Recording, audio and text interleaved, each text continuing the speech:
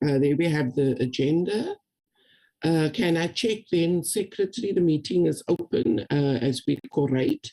Everyone is welcome. Can we hear if there are any apologies for today? Chair, Mr. Hung may have an apology, but I haven't received anything formal, but I'll confirm with you, Chair. Okay, thank you very much. Can we then have a move and a second for the adoption of the agenda?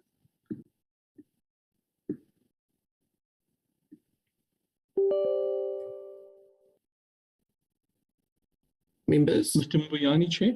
Honorable Mbuyani. Chairperson, thanks for the opportunity. I propose that we adopt the agenda. Thank you very much. Thank you very much. Can we have a seconder to that proposal? Honorable Mohatse.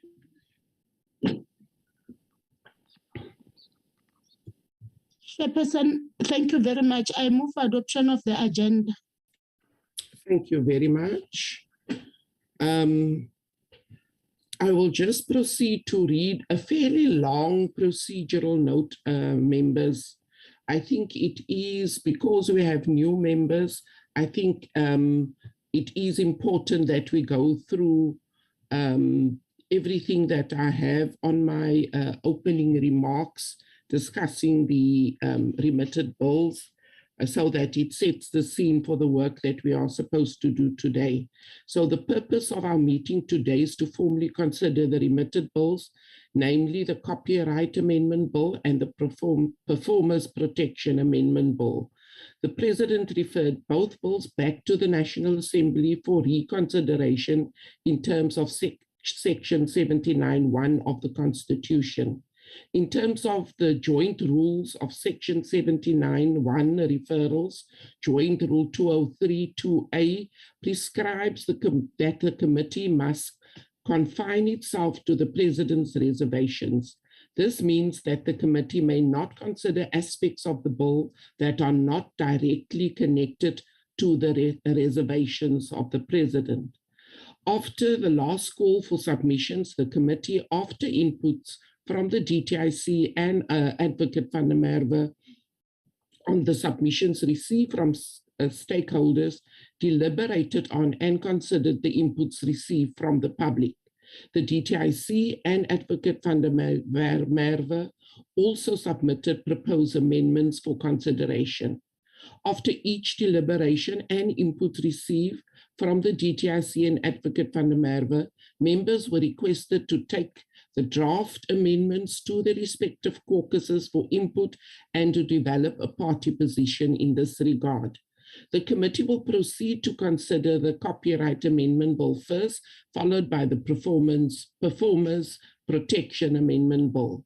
In taking the process forward, I would like to highlight some of the processes undertaken in dealing with some of the reservations of the President and the decisions taken in this regard.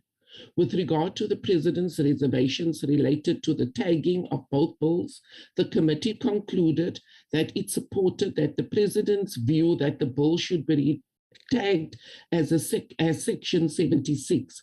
Both bills were subsequently tagged as Section 76 bill by the joint tagging mechanism. With regard to the President's reservation related to the inadequate public participation in terms of the fair use and related clauses, the committee has taken sufficient steps to ensure effective public participation on the respective and related clauses. 2 calls for further submissions on the fair use and related clauses were issued in June and December 2021. The committee, in its last calls for submission, ensured that the adverts and related information were published in Braille, ensuring that stakeholders who are visually impaired would be able to effectively participate in the legislative process. With regard to the reservations related to, first, the retrospective application of certain clauses leading to arbitrary deprivation of property, and secondly, inappropriate discretionary powers given to the minister in this regard, The committee agreed with the President's reservation and would make necessary amendments in this regard. With regard to the reservations related to one, certain copyright exceptions that may lead to arbitrary deprivation of property and restrict the right to trade, and two, non-compliance with international treaties, the committee agreed that as a result of the call for further submissions, the constitutionality of these clauses will be revisited with regard to copyright exceptions and would appraise itself on whether the bill complies with these treaties or not, and would effect the necessary amendments if so required. Therefore, informed by Joint Rule 2032A, the committee will now proceed to consider only the clauses that address the President's reservations with respect to the Copyright Amendment Bill and other clauses of the bill are not open for consideration. These are the clauses before the committee for consideration and adoption. Clause 1, definitions of acceptable format copy, authorized entity, broadcast, technological protection measure, and technological protection measure circumvention device. Clause 5, the removal of retrospective provision and related delegations to the minister. Clause 7, removal of retrospective provision and related delegations to the minister, as well as gender-neutral drafting. Clause 9, removal of retrospective provision and related delegations to the minister. Clause 11, gender-neutral drafting.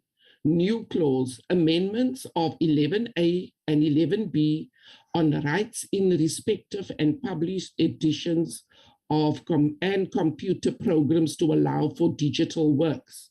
Clause 13, copyright exceptions in the relations to 12A to 12D. 19, gender neutral drafting. Clause 20, gender neutral drafting and amendments to section 19D. Clause 21, gender neutral drafting. Clause 23, gender neutral drafting. Clause 24, gender neutral drafting. Clause 25, gender neutral drafting. Clause 27, offenses in terms of communicating or making available technological protection measure and copyright management information. Clause 29, prohibited conduct and exceptions in respect of technological protection measures and general neutral drafting. Clause 31, gender neutral drafting.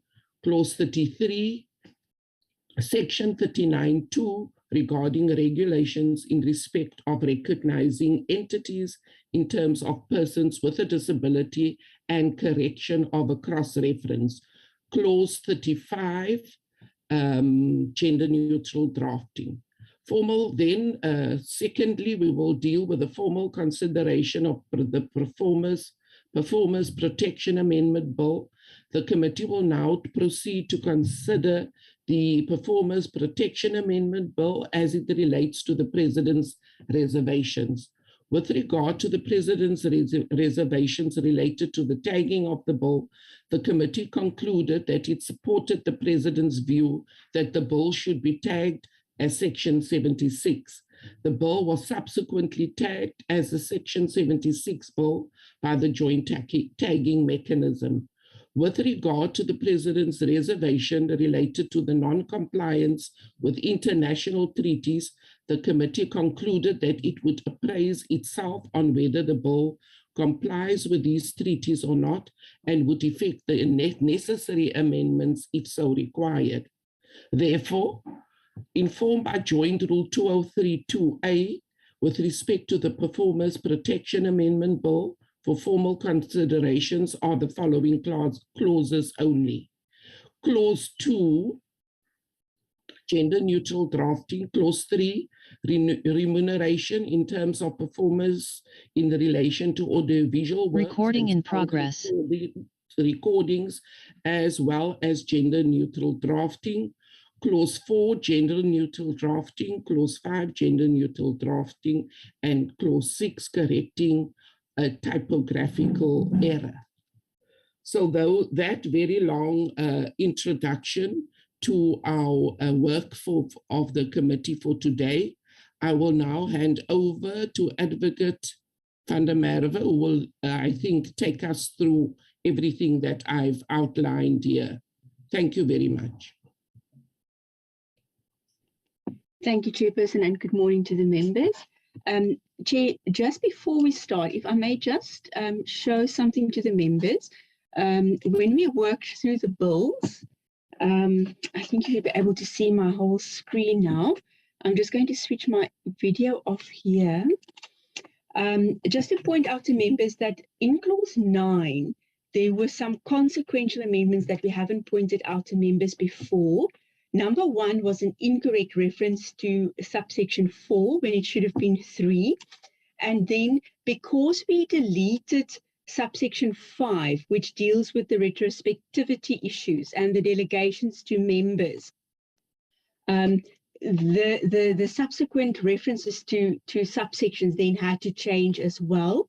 And then just lastly, another consequential amendment happened in Clause 38, which is the date of operation of the amendment bill once it's assented to and enacted.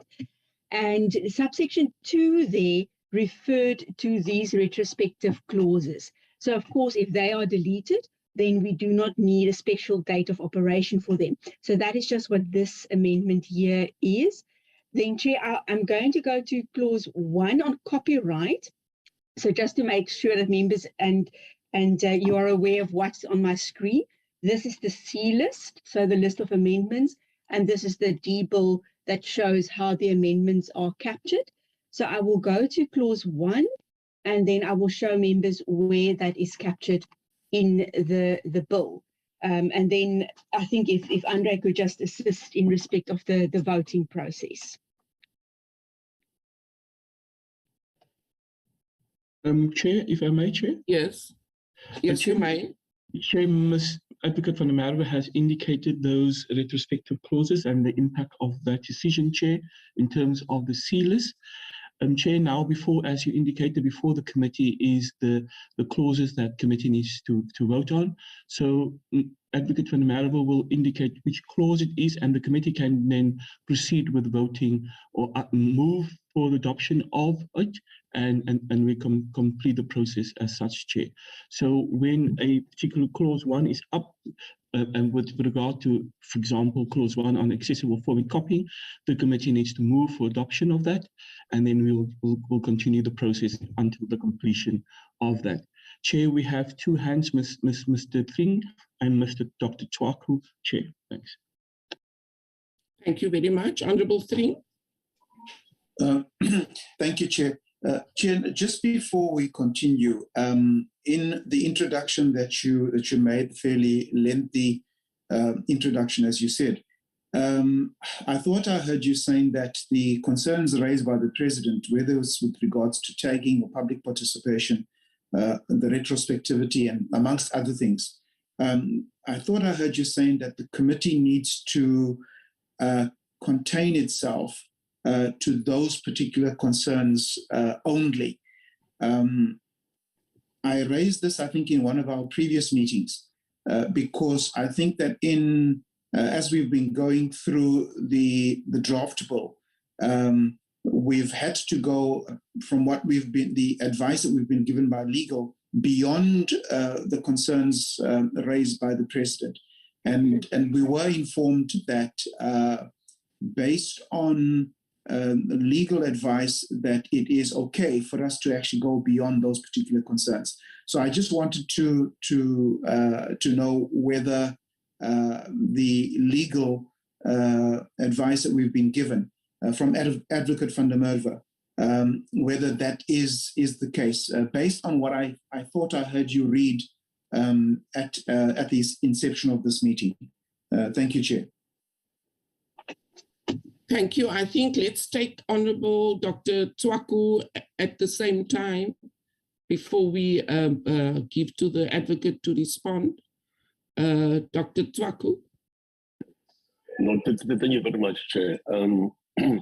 I thought maybe, Chair, on the clause that deals with the retrospection, I thought maybe there would be, I think that in the last meeting that we had, we're saying that we'll look into it, maybe the other options. I don't know if maybe we would have actually concluded on the issue, because I think that there was a move by the committee in terms of looking into it and see, those rights that were there before that needs to go to the artists.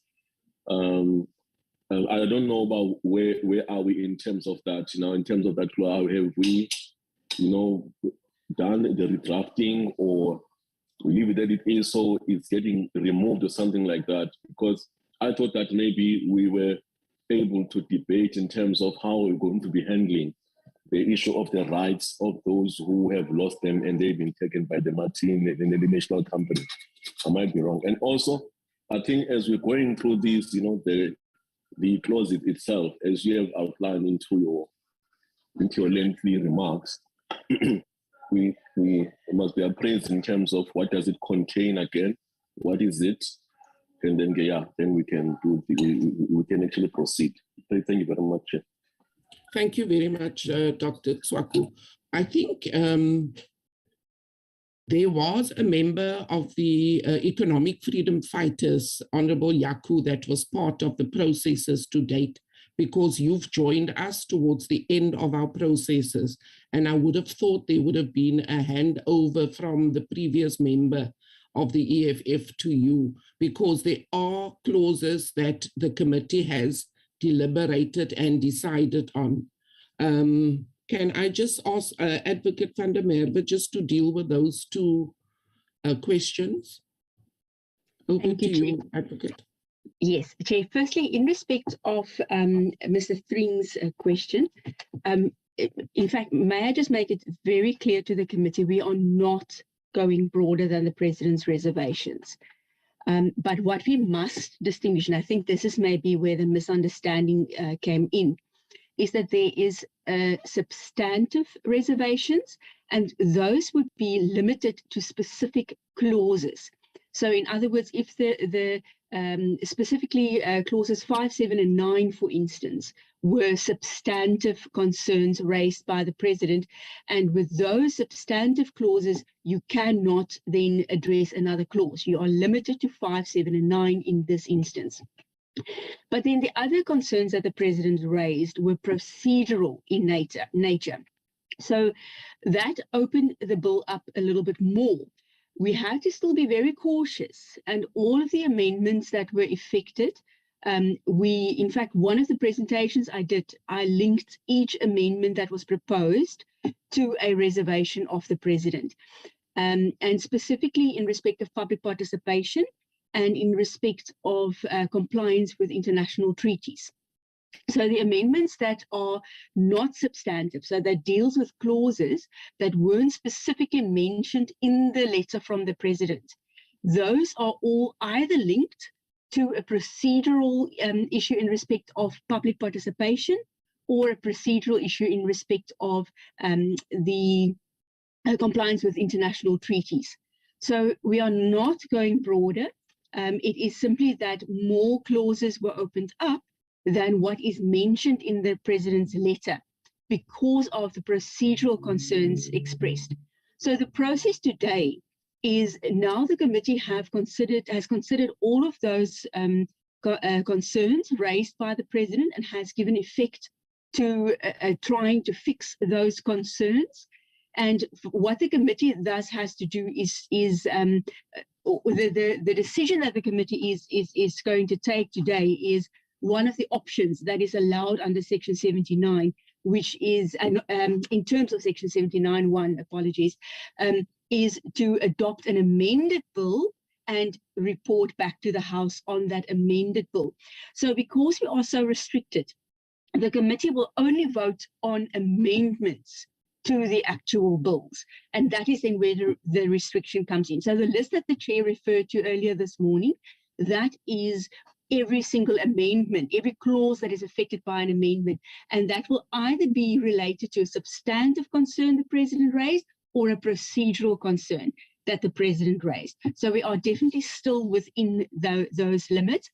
In respect of the retrospectivity clauses, Chair, if I recall correctly, what we said in a past meeting was that the committee has already taken a decision that it agrees with the president about the constitutional reservations in respect of retrospectivity and delegations to the minister, and that the committee has decided at this point in time not to include that in the bill, but to rather make that an oversight concern where the department needs to come up with a procedure that can address that matter. So that is something that is not necessarily left aside, but is not made part of this bill. It will simply have to be dealt with through a different process. Thank you, Chair. Thank you. Honourable McPherson. And then Honourable Burns Namashu. I also would like to know from Advocate van der Merwe where the option of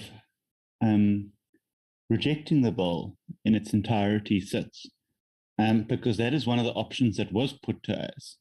And we seem to have sort of swept that one under the carpet. And I think that is an option, and Chair, you'll recall that I had put this to the committee with no objection, that it is something that the committee must discuss, whether in fact the entire bill should be rejected. We seem to have sort of papered over that now, and I believe that is a discussion that the committee must have actually before we even proceed on the business that is before us. Because I had put that, there were no objections to that. I think that we must have that discussion, but that seems to not be happening anymore. And so I want to know where and when that option exists to the committee, as that was an option that Advocate herself had put to the committee. Thanks. Thank you. Honourable Burns Namashu.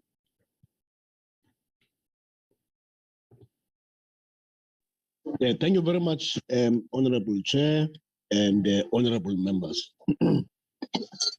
Maybe, Honourable Chair, what will assist in illuminating the issue here would be for Advocate van der Merwe, once again, just to give explanation as to the principle or construct of retrospectivity.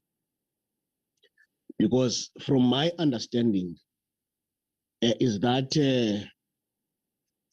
legislation is progressive or prospective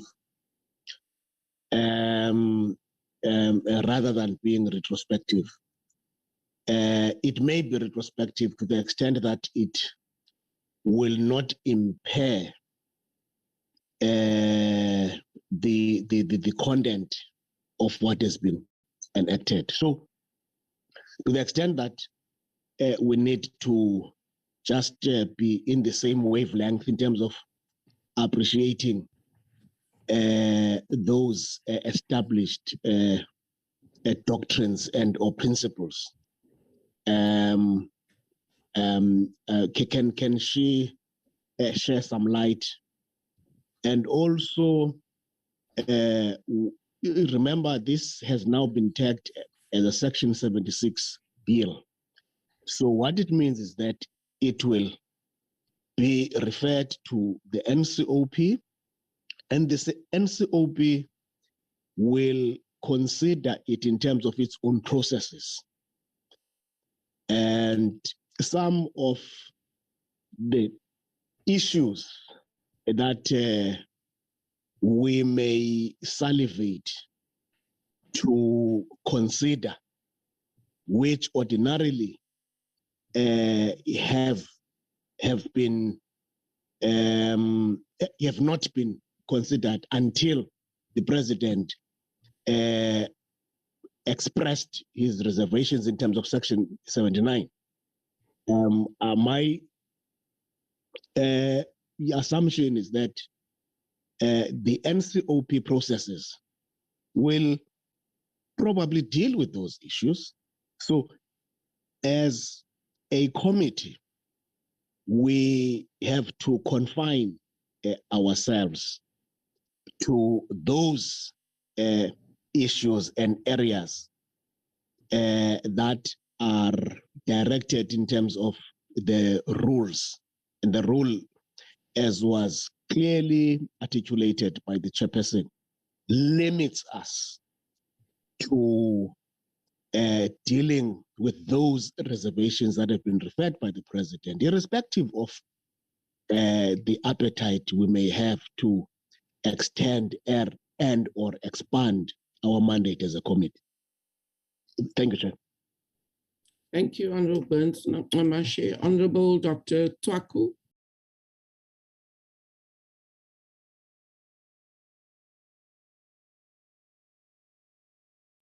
No, thank you very much, Chair. I think that, Chair, on the issue for the retrospection is, I think that it's actually very important for the artist, as I have said in the last meeting, and then I think some of my colleagues actually we looked at it and we found that I think this is key, because problem is that we are actually developing a bill for the people, and for the people who have been exploited before, and their rights is there. So by the removal of that part, and also now having a fuzzy or an unclear position that the department will be dealing with that, we are not doing any justice now in terms of really addressing the real issue which is happening there outside. I thought that maybe we would have come with a clause that we'll put into the bill that will agree, maybe will actually force a certain process to actually happen, so that at least those artists which are dying as paupers, and they're actually, their work is really being taken and they're being, exploited. Finally, they'll say that here is the bill, revolutionary, that will ensure that, the injustice that was done in the past, it has been actually reversed. Now, by not incorporating that retrospection clauses or a process that leads to it, then it looks as if for me that would have actually sold out. I thought maybe the department or maybe the advocate would have looked into a different way that will be able, there's some stuff that I've been reading there. There's some in the other international area, like the German one as well, where the equitable remuneration, where contract that was done before it can be reviewed. In other areas internationally, there seems to be clauses that we can maybe borrow on and check so that the retrospection can be there. And I would like to have even to ask the advocate to say the retrospection clauses, has it been tested if it's going to be unconstitutional? Was there a legal opinion, formal one, to saying that, because the president said that it might have a constitutional issues, but was that tested to check if it's there? Because many artists are looking into this bill, and if that clause is gone, then the whole bill for them, it will actually collapse, really. We are going to Chair.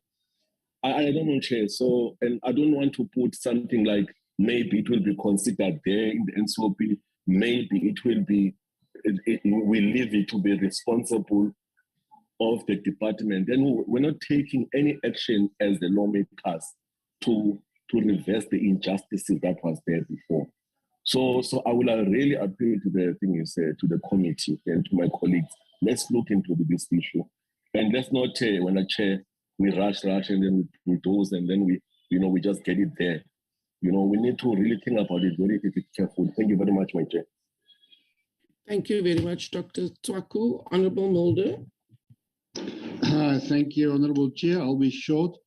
On the 25th of May, I made it very clear what the Freedom Front Plus point of view is on the work that we're doing here, that we feel that we are of opinion that we cannot copy and paste this law into this act into law the way that we're doing it, and that we actually distance ourselves from the process that we're following. We still stand by that. And then what I want to know, Chair, is I haven't got the answer. I don't know if I've missed it anywhere, but there was questions asked, and I also asked it, whether an impact study has been done before we've done this work. My predecessor in this committee in the Fifth Parliament, Advocate Anton Alberts, actually warned about the absence of impact study. But up till today, nothing has been done, or as far as I can recollect, there's been no clear answers on that. We don't want the situation where we end up in a constitutional court again, like we've experienced with other laws. So I would also ask the question then that Honourable McPherson asked: what is the options for the total rejection of the bill? Because we believe that the whole bill should be a rewrite and not just a copy and paste. Thank you, Chair.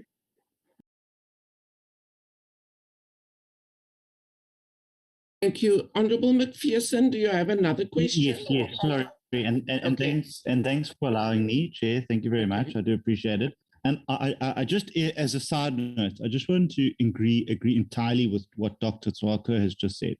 The outsourcing of responsibility, hoping, maybe, wishing, I think is a complete abrogation of the work that this committee can do if it chooses to do so. So I want to completely align myself with those comments, and I think that those are important for the committee to consider.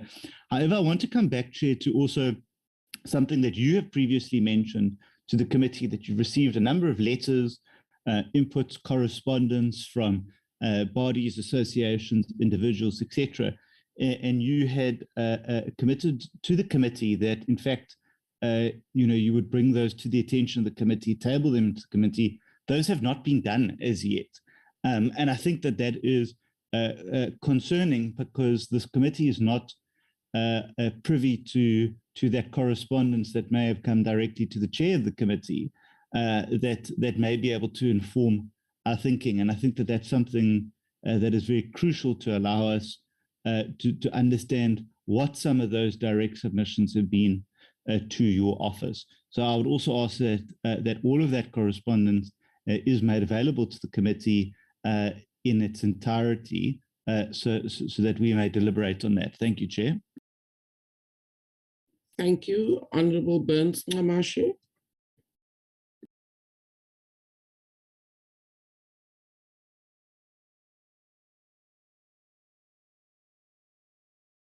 Unmute yourself. I was trying to press this. Thank you very much, Chair.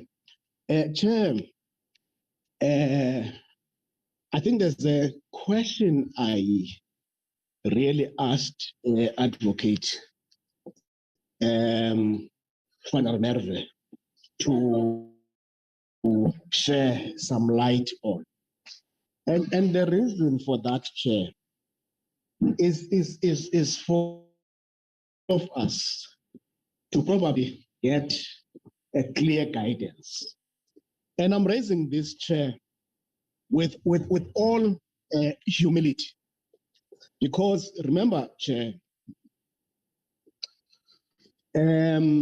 South Africa is, by its own choice, a constitutional democracy.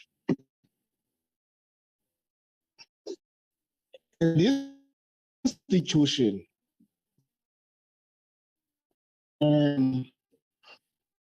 was basis of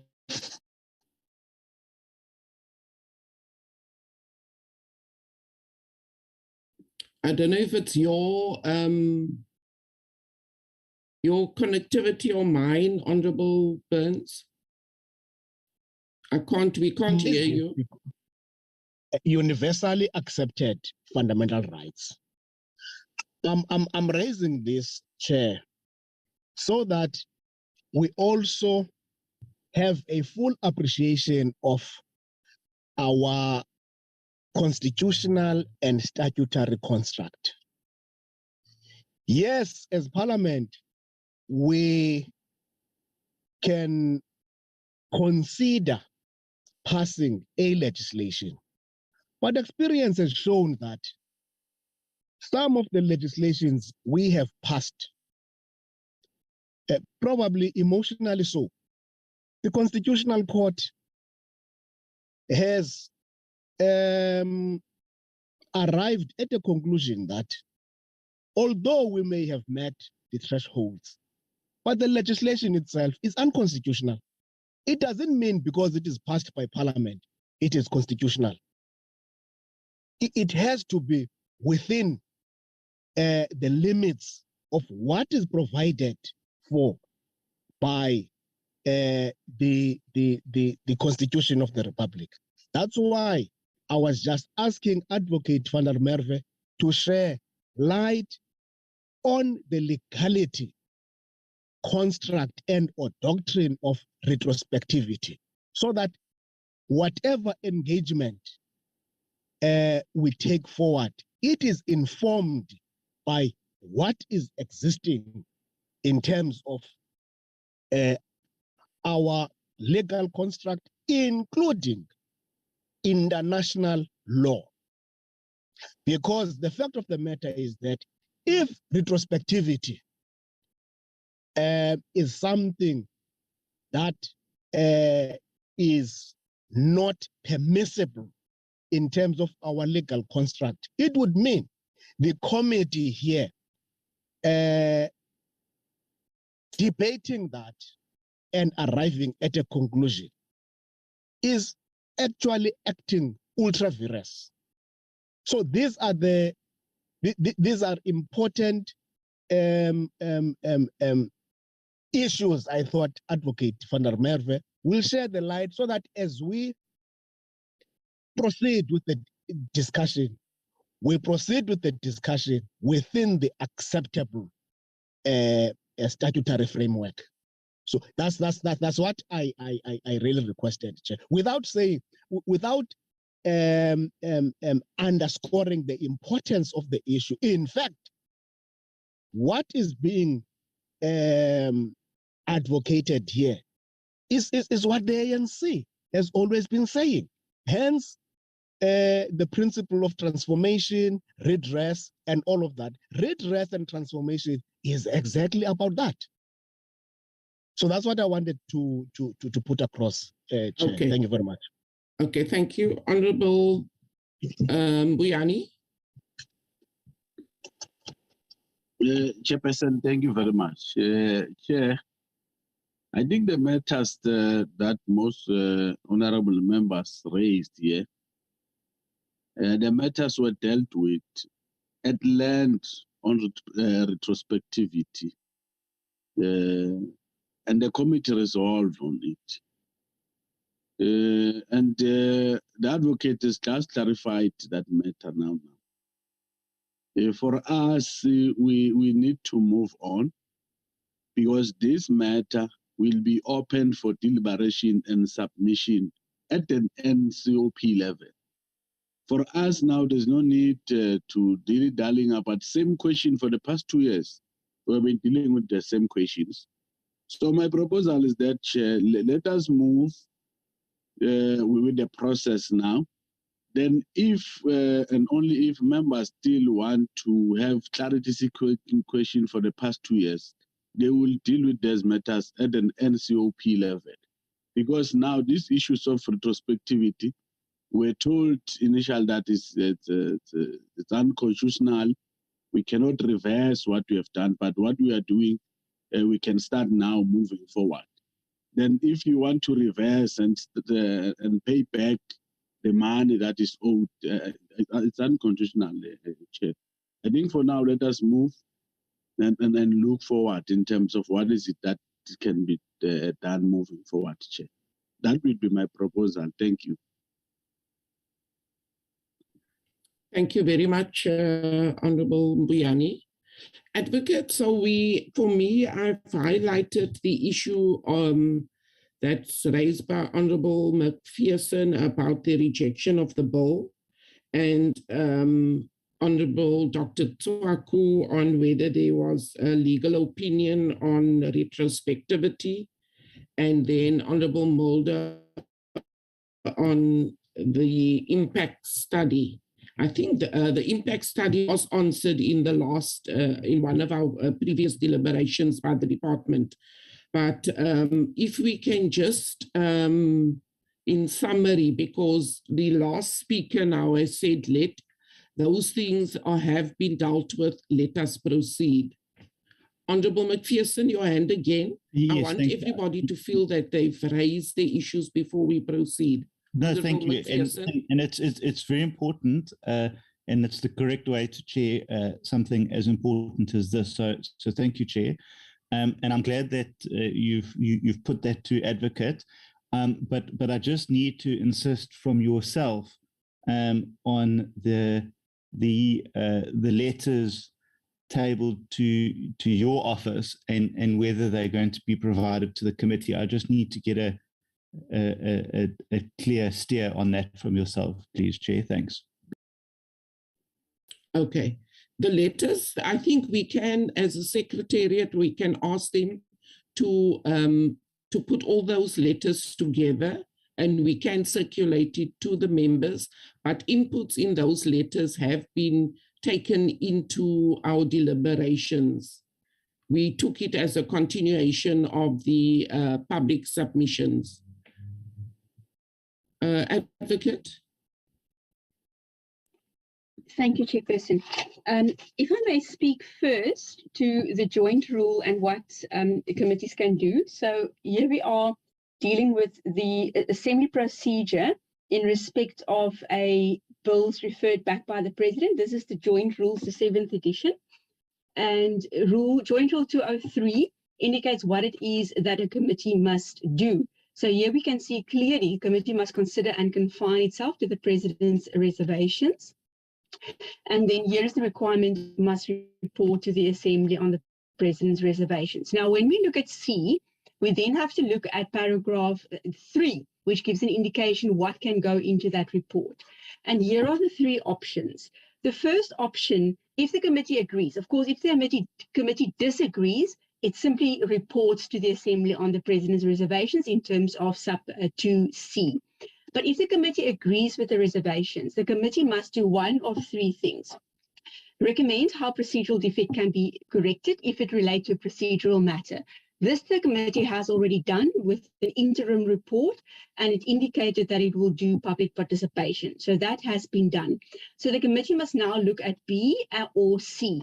So the first option is to present with its report, this report referred to in C, an amended bill correcting any constitutional defect in the substance of the bill.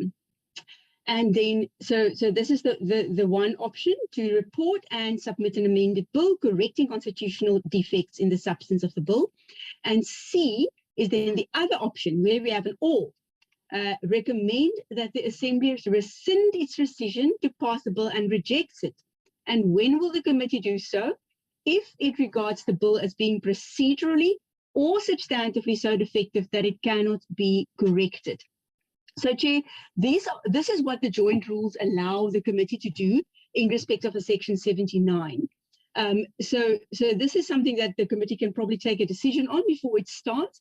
But the process so far followed in the committee indicated that the committee is leaning towards this option here, but nothing stops the committee from making a specific decision on that either. Then in respect of retrospectivity and whether there was any legal opinions on that, yes, in fact, there were a number of legal opinions on that, and all of them agreed that the concern is not on the substantiveness of the retrospectivity, the concern is on the process. And that is why the department needs to be involved. This is not something that the committee can resolve by its own. There is a procedure out there that's necessary. We need to determine, or rather the department will have to do some research and determine who are affected, how are they affected, what exactly are the works affected, what will be the end result, and how to achieve, so that you address the correct beneficiaries and not make it just a blanket application, which is part of the unconstitutionality thereof. And then, Chair, if I may, in respect of the impact assessment, ask that I may hand that question over to Dr. Masocha of the department. She did speak to it before, but I'm sure that she can just give a summary quickly. Thank you, Chair. Thank you very much. Dr. Masocha. Good morning, Chair. Good morning, honorable members and everyone who's on the platform, and to my colleagues in the department. This issue was addressed before by the department, and even advocate addressed it some few weeks ago. So in terms of the impact assessment versus the CS, we also consulted with the presidency recently, and just to add to the confirmation that the requirement for a legislative process is a CS. So a regulatory impact assessment is not a requirement. Of course, having one is one of the things that can be considered or dealt with in the process, like other studies that a department can do to ensure evidence-based policy making. However, what is required is a CS. So just to add a bit, on the with the context, on the 18th of February of 2015, Cabinet approved CS as a tool for assessment of regulations and legislation with the view of ensuring alignment with the national priorities. It was also approved that the CS unit within the DPME be responsible for managing CS.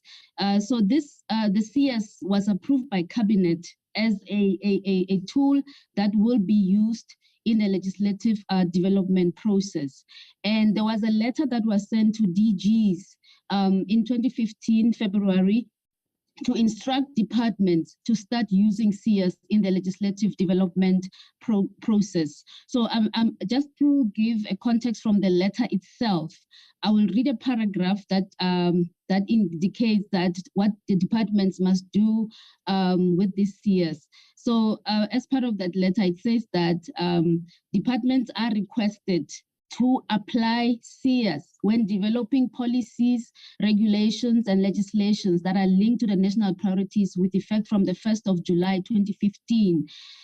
So it gave instructions to departments around the CS. So a CS was conducted for the Copyright Amendment Bill, and it was submitted to the Portfolio Committee on the 25th of May of 2017.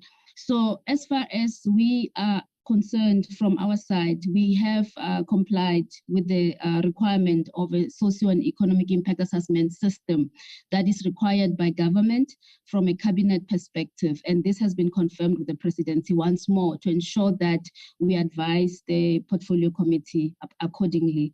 So Chair, that is the summary on the CS and the regulatory impact assessment, which is not a requirement, but the CS is. Thank you. Thank you very much, Dr. Masocha.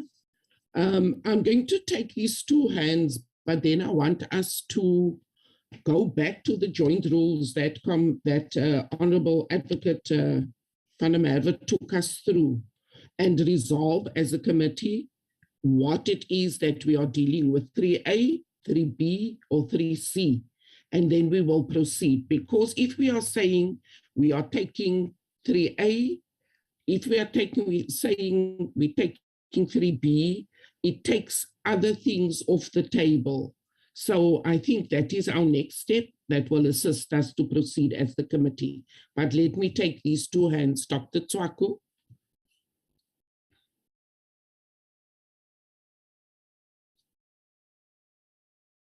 You are still muted. No, thank you very much, Chair. Chair, I wanted to check. I'm probably still not, okay. Sorry, I'm having a challenge with the network, Chair, please. I don't know what's happening this morning. No, it's a general problem today. Even myself, I had to switch to hotspot. So we'll just give members a chance to connect and to speak. Dr. Twaku. Oh, okay. No, thank you, Chair. No, just the You're muted. Okay, even. Or we can't hear you. Okay, can you hear me now, Chair? Can you hear me now, Chair? Let me... Network. Can you hear me now, Chair? Yes, I can. Yeah, I wanted to check with the advocate and also with the department. In this bill, where is that?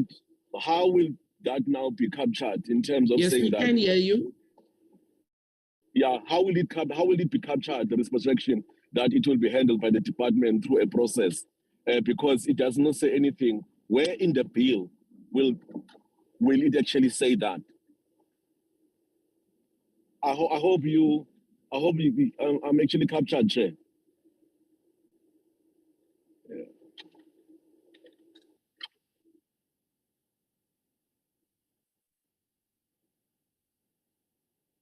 My apologies, I was kicked off the platform. Can you just start it fresh, Honorable Twaku? You said how will it?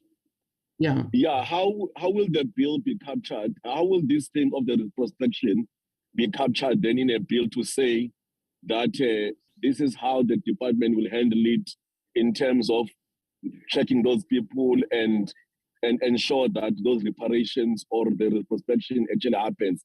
How can we capture it then? Because if it's not here, then it's going to be living, it's going to be hanging. So we need a process that will force or that will mandate the department to start with the process of the retrospection. I think that it should be captured here on the bill. It must be included so that at least we can say, okay, this is how the bill, they must develop a guideline to do 1, 2, 3, and 4, so that it can kickstart, it can mandate, the department to do that. Yeah. Well. Yes, I understand what you're saying. Yeah, I understand what you're saying, and I think we must just clarify. We have, and I think we must just see if we can find what was recorded in the committee's decision of how that will be handled. Honorable McPherson. Thanks, Chair.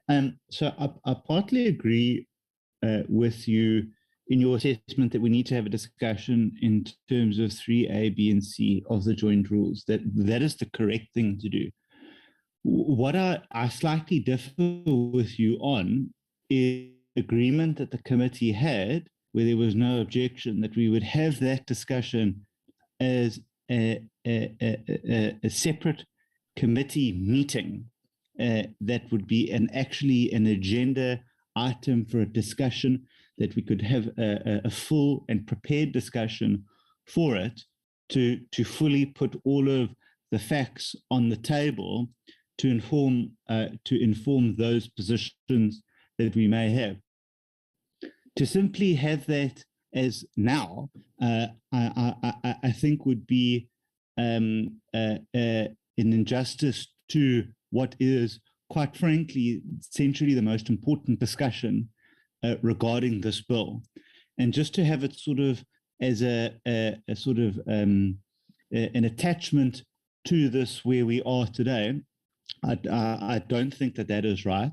And I would really request, Chair, that we actually schedule a meeting with an agenda that deals absolutely with this fundamental question that determines the direction of where we head, so that we can come prepared, other members can come prepared, we can actually put historical points on the table, we can make submissions. I think that that's helpful. This committee has done that before, where members are allowed to make submissions into important questions like this, and that those can then be sent around to other members of the committee so that they can apply their mind to it. But I think just to have sort of a general off-the-cuff discussion about this wouldn't be in the spirit of the agreement that we had in the committee, that we would have a full discussion around this and then come to a position. So I'm not in favor of having it now, but I think that it must be have as an actual agenda committee a discussion point. Thank you, Chair. Thank you. And I see all the hands coming up again. I hope these hands will take us forward before I hand over to the advocate, because I think that we are not just having an off the cuff discussion, as Honourable McPherson is saying. What we will be doing is to confirm what the committee for the last 2 years has been busy with. What is the process that we've been busy with in terms of Joint Rules 3? Honourable Mulder, then Honourable Tswaku, then Honourable Mbuyani, then Honourable Cuthbert. In that order. Thank you, Honourable Chair, for giving me the opportunity again, but again, I will be short. And thank you also for Advocate and Doctor for the answer. Unfortunately, I need to ask about the impact studies again. Where are these studies?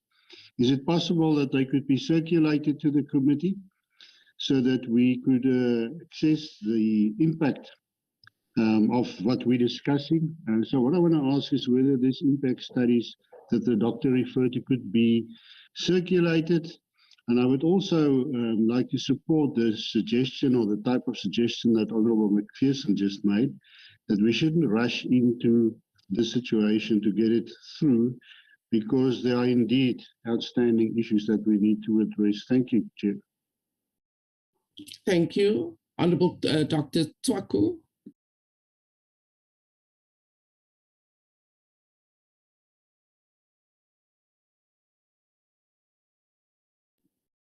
Chair, I think if you look in the chat, he's saying he supports the view to have a standalone meeting on this issue. Thanks. Yeah, no, I agree, Member McPherson. Let us have, please, Chair, let us have that trash, I don't want to say trash talk, sorry, a meeting where we're going to trash out these issues and raise our concerns.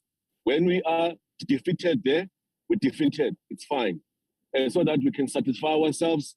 If it goes through, it actually goes through, because there's some issues, really critical one, because say this matter of the dispossession, it was deliberated before and all of that. If I can get those deliberations and all the kind of stuff like that. So I agree with the view. Let us have a meeting where we can trash out all these issues.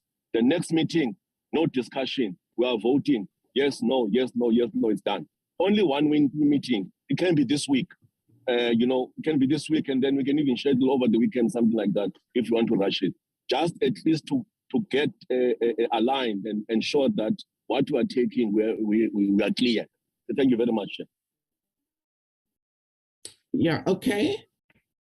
I think that's not an unreasonable request, and I'm sure we can schedule a meeting like that, but let me take the last two hands. Honourable Mbuyani. Chair, thank you very much. Chair, I just want to remind you, Honourable Chair, that you must be aware that there's a concentrated effort to stall the process.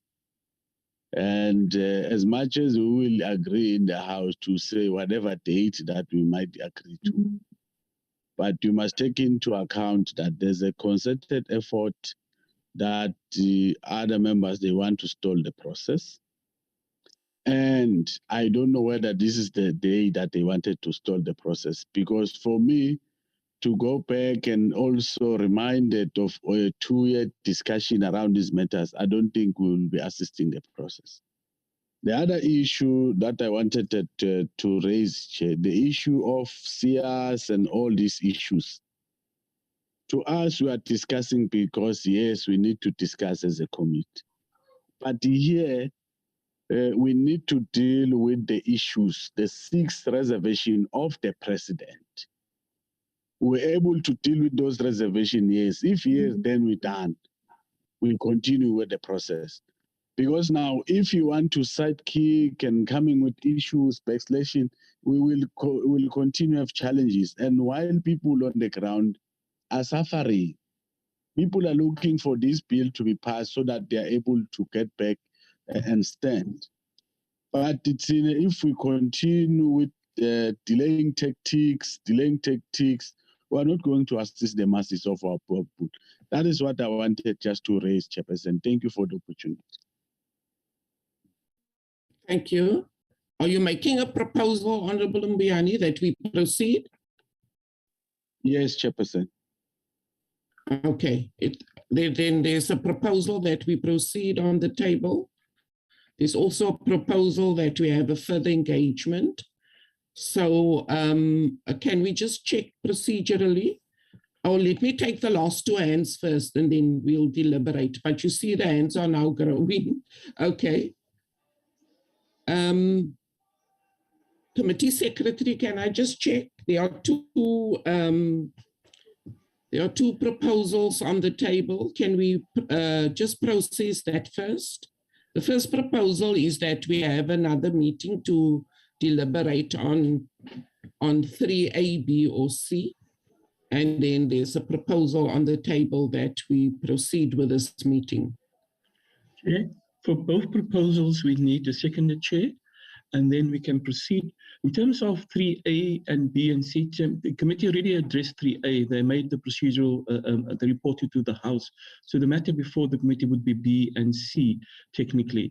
But for each proposal, we need a seconder chair, and the committee can, if they want to proceed in that manner, can take a decision in that regard, Chair.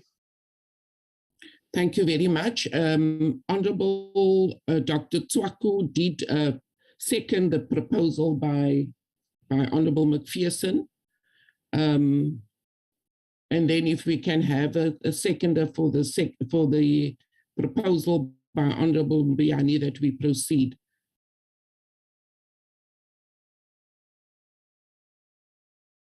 Chair, can I not just Honorable finish my input before you go through that process? Committee Secretary. Chair, there's a question. Can we take all the hands and then proceed? But I think we must first get a seconder for the second proposal that we proceed. Correct, Chair. Then we proceed with all the. I think Ms. Motahung raised a hand for. I will assume for the second, Chair. Okay. Okay, Honorable Motahung, I will take the other hands. Thanks, Chair, for the opportunity. I second that we proceed. Okay, thank you. Those are the two proposals. Procedurally, can we take the other hands?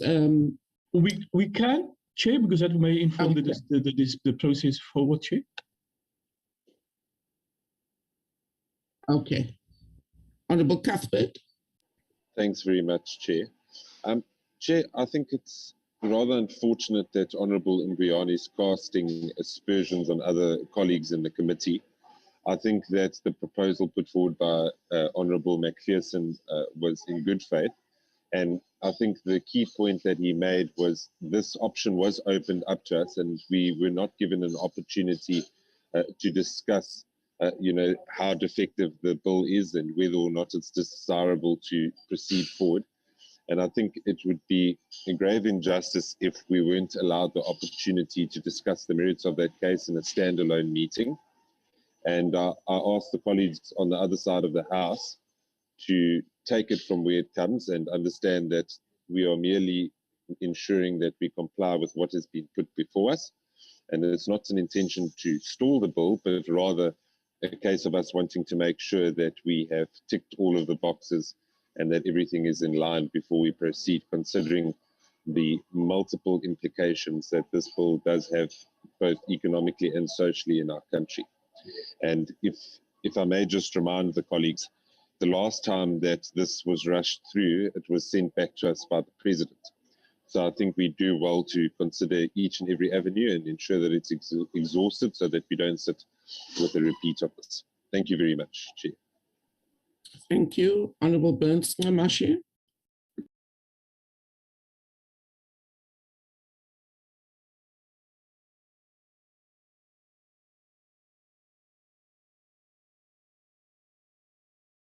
You're still muted.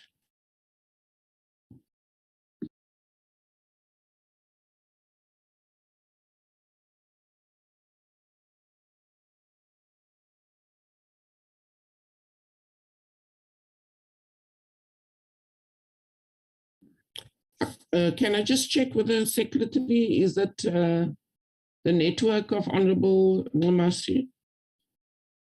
It would appear so, Chair, because It appears so, right?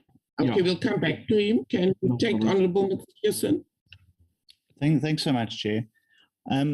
Yeah, I really am a bit stunned by some of the comments that have been passed, because you know, history is not on our side on this bill when we haven't exhausted all options before us, and we know what happened there. And it seems that, you know, some amongst us are determined to make that error for the second time. And it doesn't have to be that way, because I think that it is wrong that this committee agrees to, without objecting, that a full discussion is held on this very issue. And then when we want to proceed with that, we then say, no, we don't want to do that. We must just proceed. And that's not healthy. It's not healthy for Parliament, and it's not healthy for where this bill may or may not go. Because if there's one thing we can all be sure on, is that somewhere, somehow, this bill will come before judicial review. And this is a very serious process issue that we are now wanting to say, well, we agreed to something, but actually we didn't really mean it. We're just going to continue with it anyway. And that's why, Chair, I supported your view, and I think that you made the correct call to say, actually, you know, while you're not 100% happy with it, and, you know, we can't, you know, being a chair of a committee is not easy, but you have to take into the account, you know, these sorts of issues. And you correctly indicated to say, look, I think it was after Dr. Tswako had spoken, you sort of intimated and said maybe more strongly than that we would look to have that discussion. And I think that that's the correct call. And I think that members should heed that steer from you as the chair to say, look, you know, that there are members that want to proceed with that agreement, proceed with that position of the committee, that we would have a full discussion, that we would proceed with the previous practices of this committee to allow members to draw up substantive submissions on this, pass those around, act as colleagues, be able to try and persuade one another, and be able to follow through on our agreements with each other. And I think that that is the correct way that you've taken a position on this. And I think then to sort of be T-boned is not really fair. And just to sort of say, well, you know, let's just vote up and down on it, whether we're going to proceed or not, I don't think is in the spirit of the constitutional democracy that Mr. Burns and Nkumashe has so eloquently spoken about earlier. And so, Chair, I really would appeal to our colleagues to say, let's not just treat this as a numerical game. Let's treat this with the seriousness it deserves. Let's remember the commitments that we had made to one another and to the committee to deal with this as a separate issue. And as Dr. Tswako has correctly said, well, you know what, if we defeated there, then the numbers are there. But let's not just, sort of move in a majoritarian way on these matters. These are important procedural issues that could have very deliberate consequences for the bill. And just to sort of say, well, you know, let's just have a numbers game, I don't think is right. So I would really appeal to our colleagues in the ANC. Let's stick to our commitments. Let's give each other the opportunity to make substantive submissions to this committee on why we believe maybe B or C, and let them try and persuade us equally as well. But just to sort of say we're going to have a vote on it, I don't think is correct, and I think, you know, is going to get us into even more trouble later down the line. Thanks, Chair. Thank you. Let's see if Honorable Burns Namashi is back.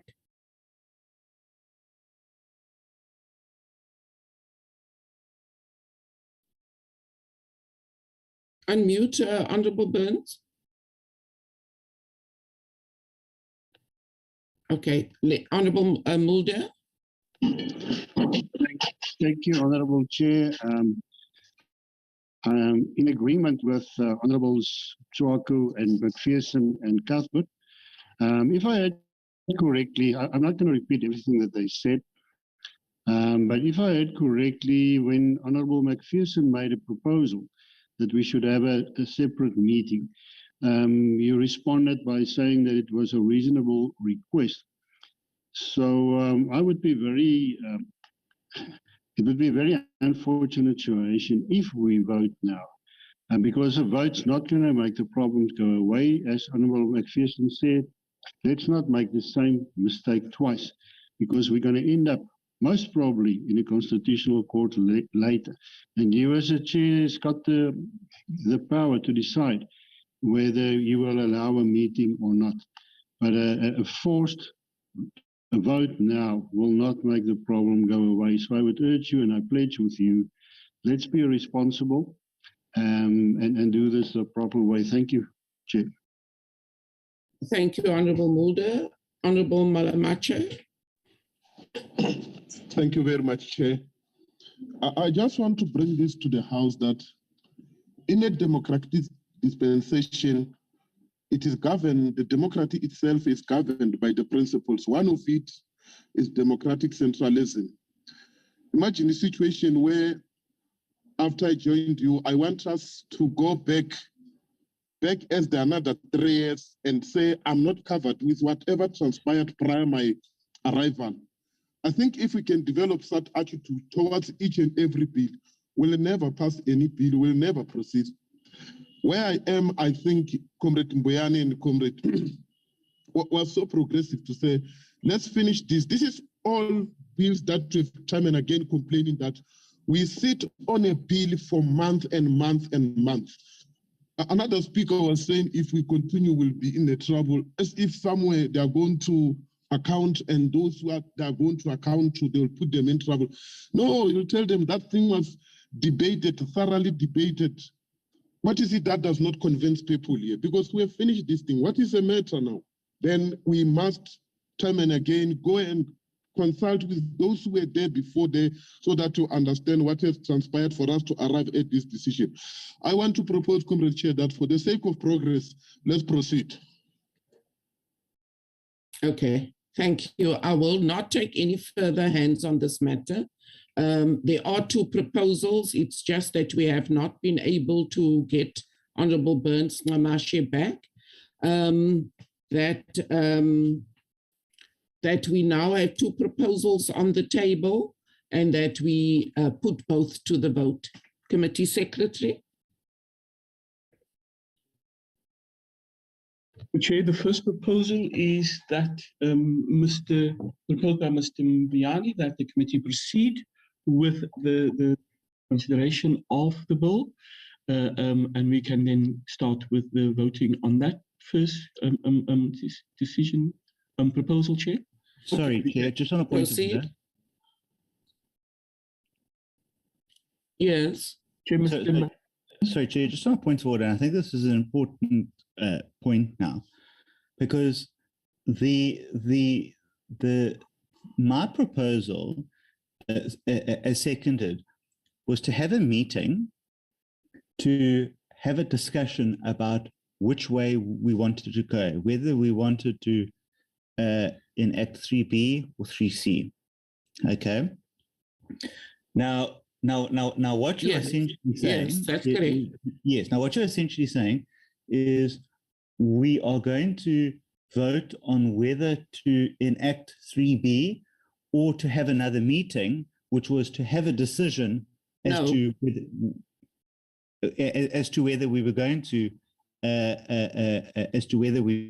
accept 3B or 3C. So I'm actually not sure then what we are voting on, whether we are now leapfrogging ourselves into that situation as to decide on 3B or 3C.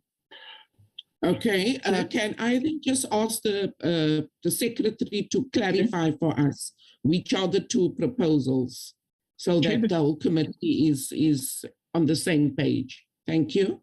The two proposals before the committee, as Mr. McPherson indicated, is that proposal moved by him was the committee have an additional meeting to discuss whether the option B or C should be considered in that regard, and then the committee can take a decision on that. And the other option before the committee is that from Mr. Mbayani, that the committee proceed today to consider that the bill, Chair, if I'm correct. Okay, yes, that is the two proposals.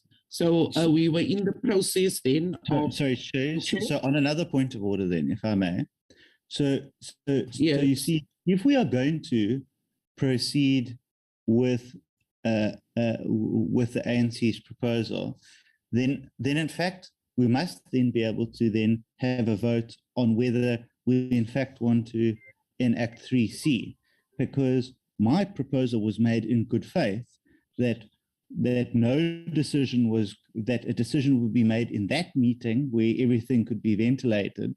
But now we actually need to be able to have a discussion and a vote on whether it's going to be between 3B or 3C.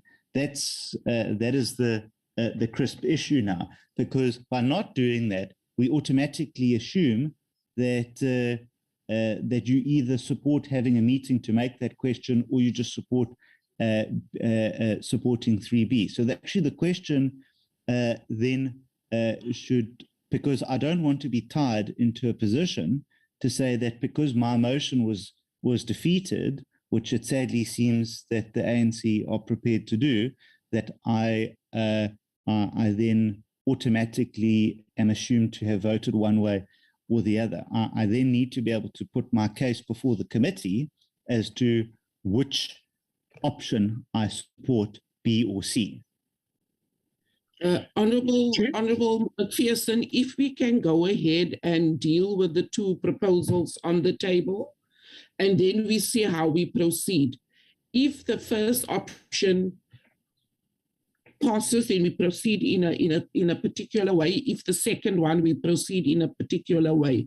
But no committee member will be misrepresented, because if it is that we must then deliberate on 3B or C, then so be it. We will do that in this meeting. Can I then bring a point of clarity to you, Chair, that if the motion for the ANC succeeds, will I then still be able to bring a motion then to enact 3C? Because that may very well be on the table. And this is the concern that I have, is that we are being drawn into and brought into a motion that members may not have made up their mind. So that if they vote to support having another meeting, and then that doesn't win, then they are automatically assumed to have supported B. No. Honourable McPherson, the original proposal that I made was that we should decide today whether we're dealing with B or C, but that you then said, no, we need another meeting. We can't just tag it onto the agenda. So we will then make and take a decision on whether we amend our agenda and deal with the matter now. But let us just proceed and deal with these two proposals. Okay, so just to be clear, sorry, Chair, just to be clear, what you are saying then is we are then moving to then proceed with having this discussion now. That's what you've just said. Okay, thanks. Yes. Mr. Hermans? Chair, I will call the names for the first proposal by the committee that we proceed with the meeting today. So, and the outcome of that will be as you indicated, Chair. I'll call the names of members, Chair. Mr. Mbayani.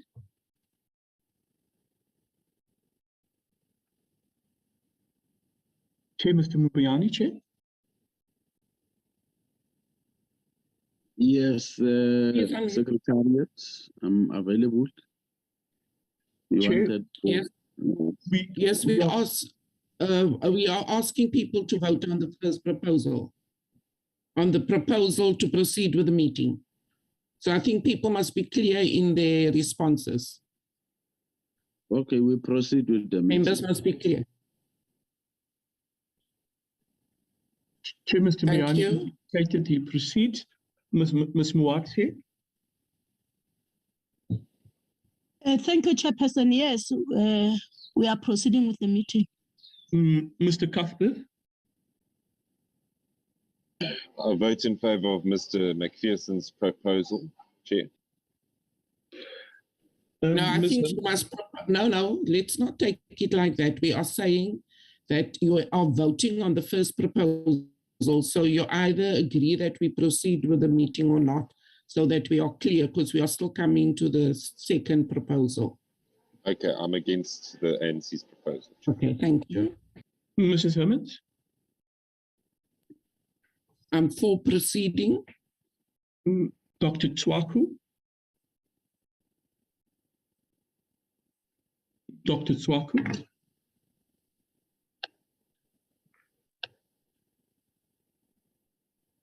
Chair, he may be off the platform. Still on the platform? No, he's not on the platform, Chair. Chair, Mr. Mulder? We may proceed to Mr. Mulder, Chair. Chair, I'm voting against continuing with the meeting. Chair, Mr. Malamatia? Chair, we proceed, Siyakuba. Chair, Mr. Burns Namashe, Chair.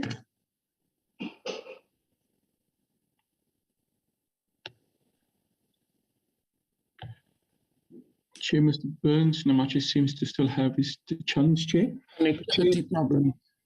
Chair, Mr. Thing, Chair. Chair, I vote that we do not proceed. Thank you. Ms. Mutahum, Chair. Thanks, Chair. We are proceeding with the meeting. Chair, we have all the votes. Now we put the second option before the. Sorry, you didn't ask me. Oh, sorry, Mr. McPherson, my apologies. You were last on the list. Mr. McPherson. No, we do not proceed. Okay.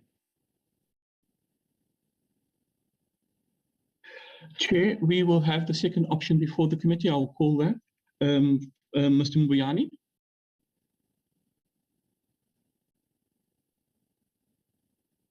Mr. Mumbayani? Sorry, Secretariat, the second option is that we have a meeting, separate meeting to discuss the matter of B and C, Chair. Mr. No, we are continuing with this meeting. So you're voting no, Mr. Muyani? Chairperson. Mr. Burns Namashe? Yes, please. Mr. Burns, Honorable Burns Namashe. Chairperson, I'm at the palace. The network is extremely bad, and on arrival but here, please find a space. Can I express my vote? Please. Committee Secretary. He can express his vote on the first option, Chair, if I may. And we'll ask Mr. Tswaku also on the first option, because both seems to be because I see Honorable Dr. Tswaku's also back. Mr. Burns Namashi, on the first question before the committee proceed, Chair. Mr. Burns Namashi, your position? Yes. That's correct. My vote. Dr. Tswaku. What's the his network?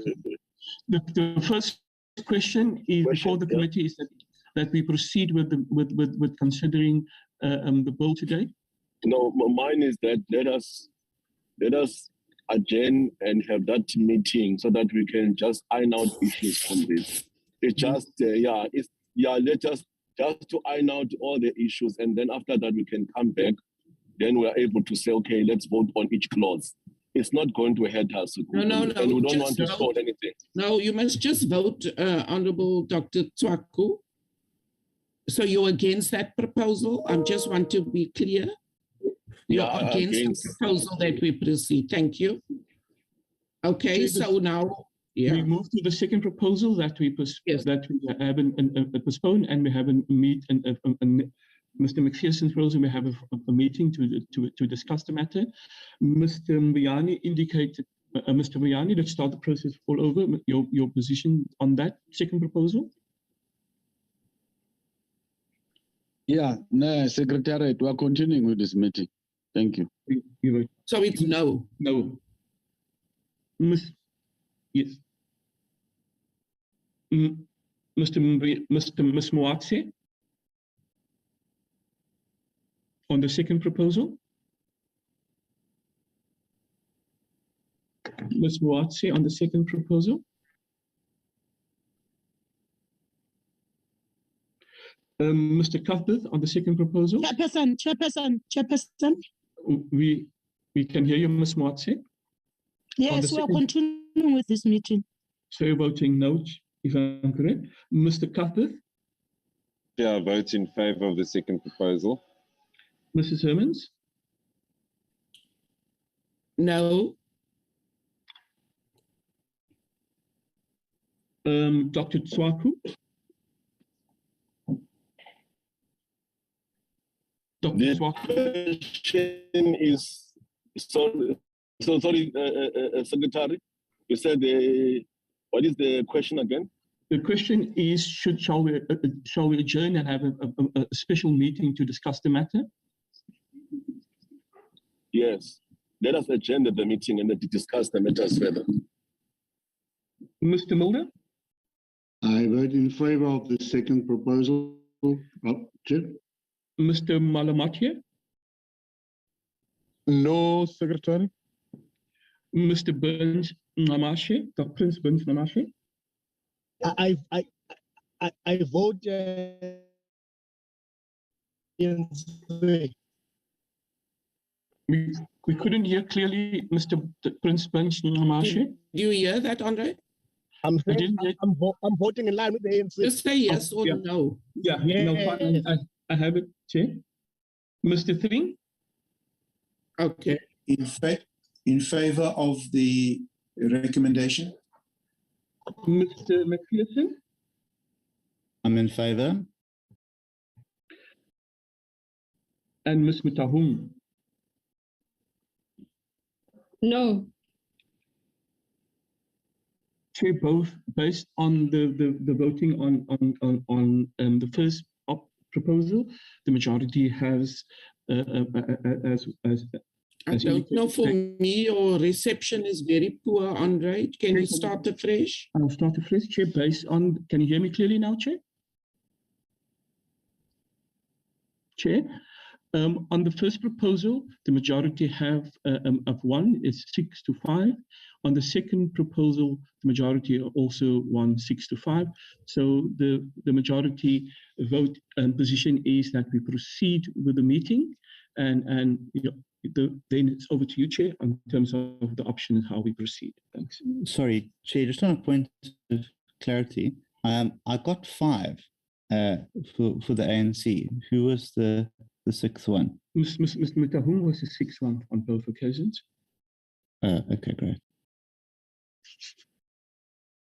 My apologies, I was off the platform. Can you just start giving me the outcome of the first one for the meeting to proceed? The first one on the meeting to proceed has the majority, Chair, so the meeting can proceed. And the second option was that the majority also voted against them for an additional meeting to discuss the matter, Chair. Now the matter is over to you, and how we proceed, whether we discuss the options B or C and how we proceed further today, Chair. Thanks.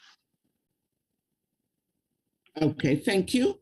I just want to request a 5-minute break. I need to sort out my connectivity. This is the second time I've been kicked off the platform. Can I just ask for a 5-minute break? We'll reconvene at 10:37. Thank you. Thanks, Chair.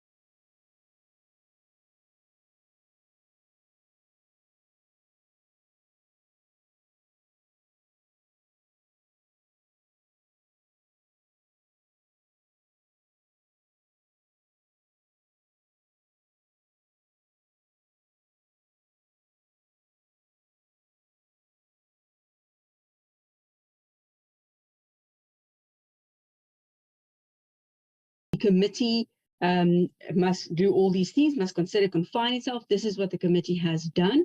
And now the committee must report on the reservations. So if the committee does not agree with the reservations, that will be reflected in its report. But if the committee agrees with the president's reservations, and that has been the decision taken before, the committee must, and the committee has done recommend on how procedural defects can be corrected. The committee has done so. Then the next option is B. So with its report on the president's reservations, the committee may present an amended bill that will correct any constitutional defects in the substance of the bill. In other words, where to address these concerns of the president, the committee may amend the bill.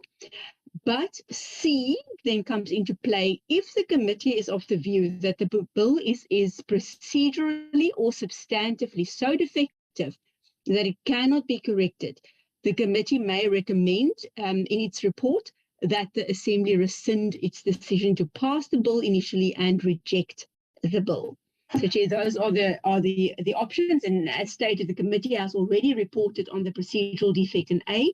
So the committee then needs to decide if it will report an amended bill or if it regards the bill as being procedurally or substantively so defective that it cannot be corrected. And if so, the committee will then recommend a rescission of the decision to pass the bill.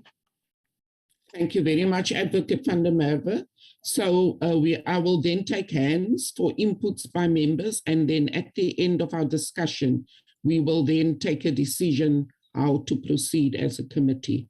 Can I take hands for discussion on 3B and C? There's Honorable Mbuyani's hand, I see. Okay, it's only your hand that I see for now, Honorable Mbuyani. Yeah, no, thank you very much, Chairperson. I just want clarity here because I can see A and B, they are not talking to what we have done already. Only C that is talking to what we have done as from the onset of this bill. But there's an option whether we reject or we pass on the C. Therefore, I think we must be clarified to say if we have dealt with the manner in which the Parliament wanted or the President reservation, we have to check as to we are on C, and on C is that we pass or we reject the bill. Just want that clarity from the advocate. Thank you. Thank you, Advocate van der Merwe. Chair, no. If we look at C, remember what happened? We need to see, look a bit back in the past. So what happened before was that the National Assembly passed the B bill on copyright and on performance protection. So on both of these, a B bill was passed by the National Assembly. So if the committee reports on an amended bill, so the committee agrees with the President's reservations, that is when 3 comes into play. The committee can then do one of two things. The committee can, with its report, provide an amended bill to correct the defects, or the committee can say, if it is of the view the bill is procedurally or substantively very defective, so defective it cannot be corrected, the committee may then ask the National Assembly to rescind that previous decision where it passed the bill back then in I think it was 2019 about, to rescind that decision and to in fact reject the bill. So it's not so much about passing it now. It is about rescinding a previous decision to reject the bill. So in other words, actually what it is simply saying is B is saying the committee may amend the bill, or C, the committee may reject the bill. Those are the two options before the committee. Thank you. Honorable Mbuyani, are you clarified? Yeah, no, thank you very much, Chair. I think I'm clarified on the issue. Then it tells good we are on 3B to present with its report an amended bill, correcting any constitutional defeat in the substance of the bill if the reservation related to the substance. Yeah. Okay. Okay. Honorable McPherson. Thanks so much. So it seems that unfortunately we have members that have shape-shifting views and principles in this committee, but that's just an aside. But it's deeply worrying that when you're trying to deal with legislation in good faith, when what people say and what people do are two entirely different things. I think that makes it very hard as an MP to deal with legislation in an honest and open environment. And I think that that's actually been the biggest problem with this bill from the get-go, from the 5th Parliament into the 6th Parliament, is the lack of honesty, the lack of transparency, and the lack of ethics that have been shown towards this bill. 1 minute, one group of people are in favor of this, the next minute they're not. And it speaks to, I think, a history of invested interests in this bill by bodies outside not only of this parliament and even outside of the shores of this country. And that has dictated to members really what should be the course of this bill. And that's quite scary to see, and I've never seen that before until this bill. And literally members jump according to what these groups can say. And that's terrifying. But I mean, I guess that's the nature of democracy. And the truth of the matter is, Chair, that it is the very people that MPs, prostrate themselves before the public to pledge their allegiance to and their willingness to deal with their issues. They're the very people that are going to be the most dramatically affected by this bill. And that is why it is just entirely undesirable for this bill to continue, because it is so fatally flawed. It is so defective from the very outset when this bill was first tabled. And if you go back in history, for those that have been around from the beginning of this bill was so defective that the committee actually tore it up in its first instance because it was so badly put together. The mistake that the committee made then was to believe that it could do the job of building this bill together. And so what it's become is a patchwork of deficiencies, of invested interests, and really people who have tried to steer this to a particular outcome. And so, Chair, I cannot, with any good conscience, believe that after the substantial and material changes that have been made to the bill, the reservations that were highlighted, limited as they may be, and the abrogation of responsibility and duty of care that MPs have failed to show towards this bill by outsourcing that responsibility to another House of Parliament, I cannot in correct conscience say that this bill should proceed. It is very clear that the bill meets the test of 2033C to recommend that the bill is rescinded and reject the bill. And because it is so procedurally and substantially defective. And even the way in just we have handled this issue is in fact an example of how procedurally defective this bill has become. It has become procedurally defective to the point that documents that we have asked for have still never been provided to this committee. It has become procedurally defective to the point that communication has been had with the office of the chairperson of this committee, but those letters have never been provided to this committee.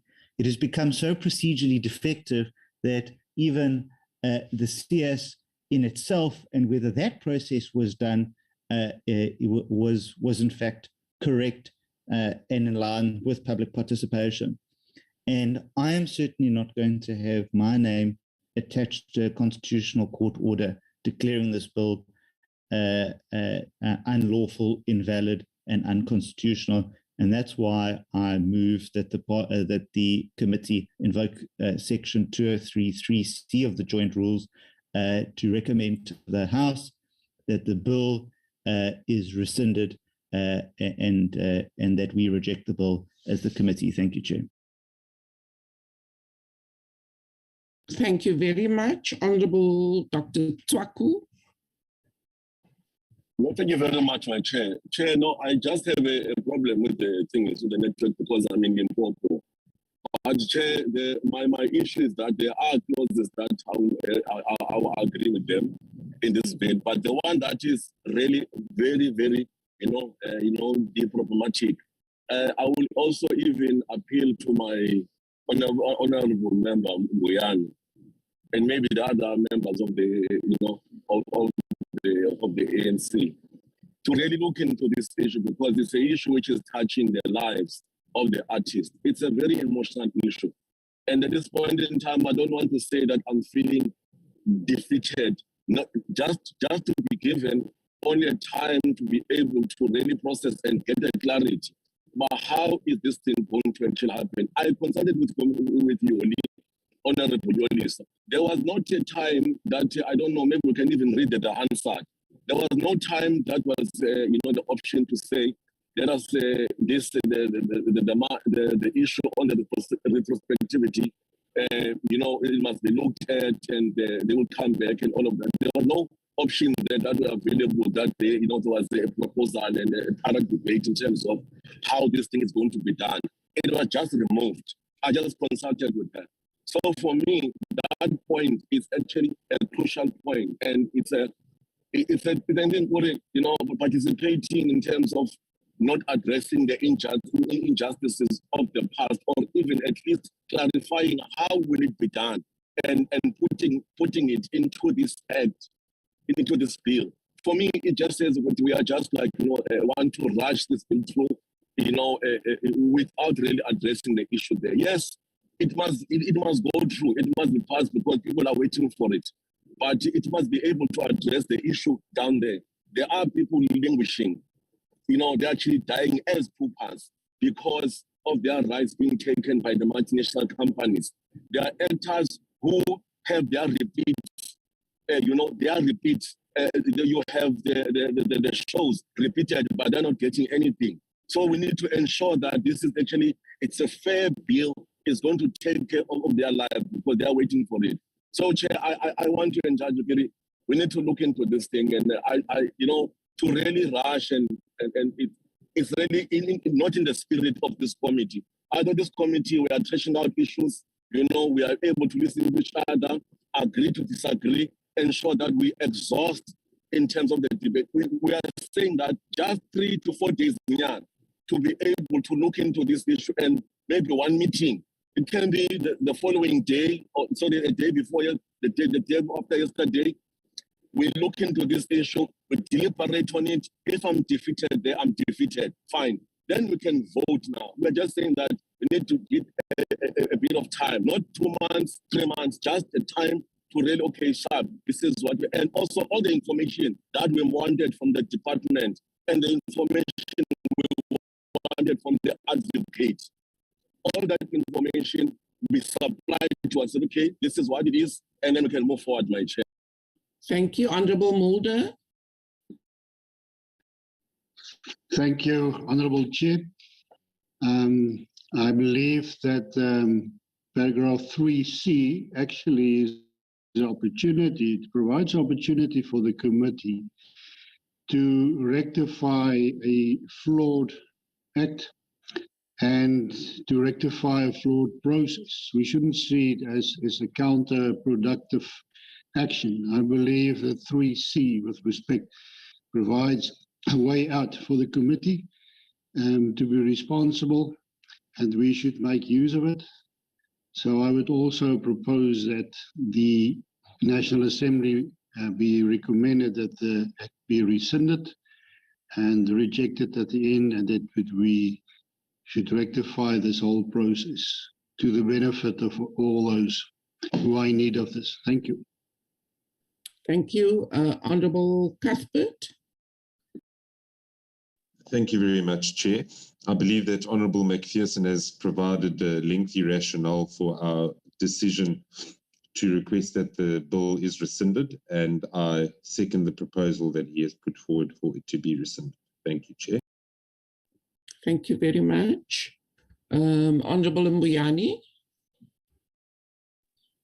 Chairperson, thanks once again. I think, Chair, it is going to be proper maybe for Honorable Dr. Ntswako to get more clarity from the predecessor, Comrade Yuako, because there's a decision on the retrospectivity that the department has to go and look at the regulation. What is it that they can do for the comrades that are doing pauper in terms of getting at least something from the government? Because in terms of retrospectivity, the Constitution does not allow the department to pay them back in terms of retrospective, but they allow a minister to can regulate any clause that they want to benefit, like the performers that they're dying paupers, and also what is the department doing in terms of that. We have agreed, and it's on Hansard that the department and the minister must look at that matter when we remove the retrospective. And Chairperson, that is made said, we agree with 2033B to present with its report an amended bill correcting any constitutional defect in the substance of the bill if the reservation related to the substance that we submit. Thank you very much.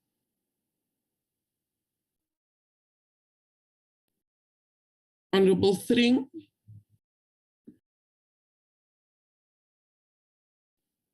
Thank you, Chair. Chair, I think that the ACDP has its own reservations with regards to the draft bill. And having said that, I think that the ACDP also would be in support that the committee looks at rather recommending and adopting 3C, that the Assembly would rescind its decision to pass the bill and then secondly reject the bill. This is the position of the ACDP. Thank you, Chair. Thank you very much. That's Honorable Thring. Honorable Mbuyani, we need you've made a proposal for 3B. Can we have a seconder to that proposal, please? We've had a seconder to Honorable McPherson's proposal by Honorable Cuthbert. Can we have a seconder for Honorable Mbuyani's proposal for us to proceed with 3B?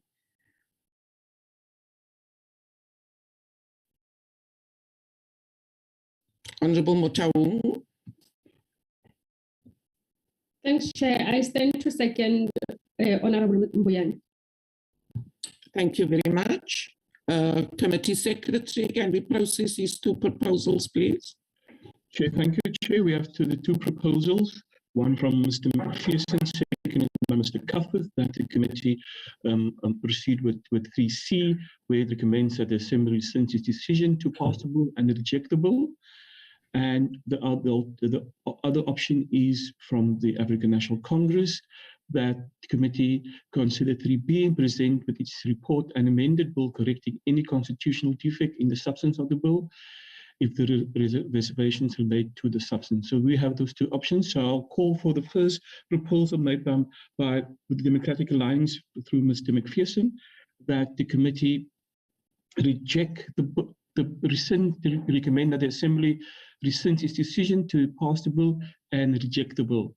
I'll call the names of members. Mr. Mbuyani.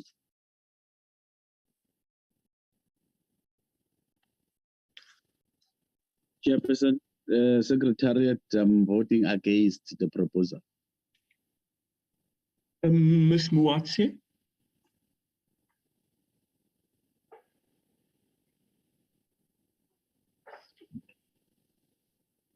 Ms. Muatse.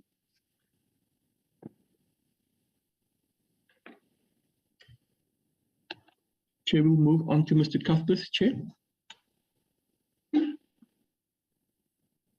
Mr. Cuthbert, Chair. Chair, I vote in favour of Mr. McPherson's proposal. Mrs. Hermans. Against. Dr. Tswaku. Mine is to saying that we don't rescind it, but look at the clauses, the retrospectivity and all of that, and correct it and amend it. That's what I don't want to rescind it, but to correct that point. Those clauses which are counter-revolutionary, that are not going to be for the benefit of the people. Thank you. So we can record your vote as against the proposal. Am I correct? Against the proposal. Yeah, we need to amend. Yeah. Yeah, against it. Mr. Mulder. Honourable Chair, I vote for the proposal. In favour of. Mr. Malamatia. Against. Mr. Prince Burns Nyamashe.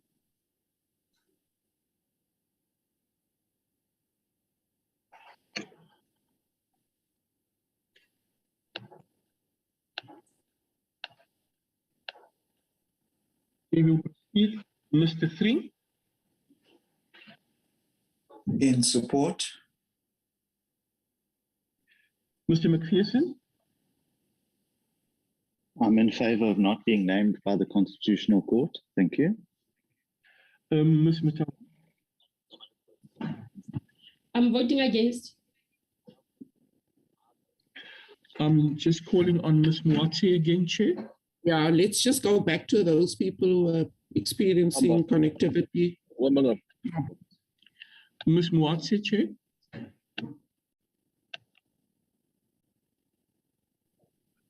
Yes, Andre. Against. Okay, now I have you. Chair, And Burns Nyamashe.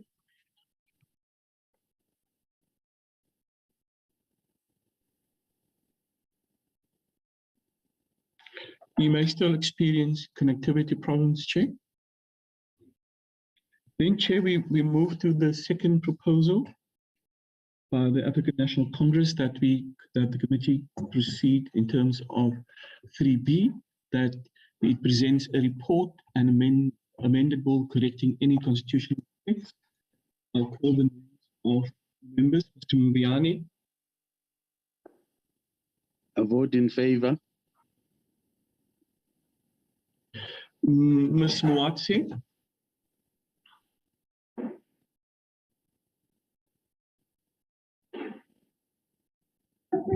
I vote in favour. Mr. Cuthbert.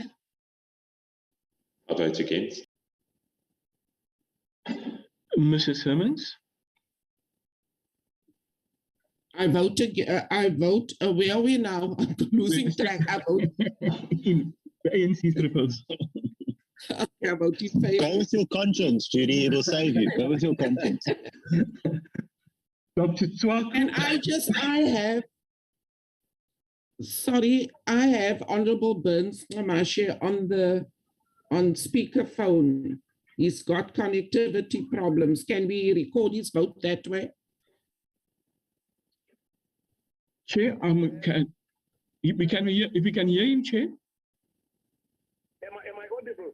Yes, we can hear. Yes, I'm voting in favour. You will have that, Chair. Okay, thank you. Chair, Mr. Dr. Tswaku. Okay, what is the question again? Are we voting on the ANC's proposal that we present a report and an amended bill correcting any constitutional defects? Yeah, mine, if I can put it into context, what I want is to say we presented the bill and be allowed on those proposed that in terms of retrospection and all of that to be able to amend them. So I just want, so you will be voting in favor of 3B. What is the 3B again? Sorry?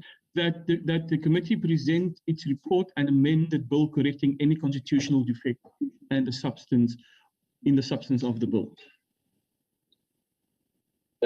Yeah, in terms of making it into law, we can amend it. Yeah, we must proceed in terms of the bill itself, but amending, we'll come to that. I wanted to say, any issues to like may put any issues that we deem that they need to be put in, as long as obviously they are within the law, constitution, whatever. Thank you. Mr. Mulder, Chair. And I have another proposal again. Okay, Mr. Will you just on the voting, Mr. Twaku, maybe after the voting you'll be able to raise that matter with the chair, with the committee. Mr. Mulder, Chair, my apologies.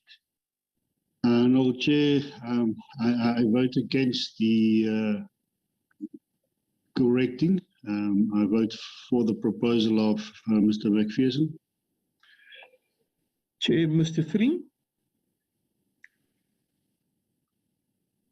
Vote against. Mr. McPherson. I vote against it. You, Ms. Mutahum. I'm voting in favor.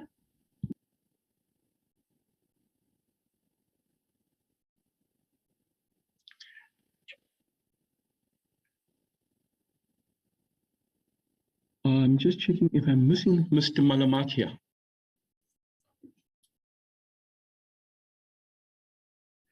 Mr. Malamatia?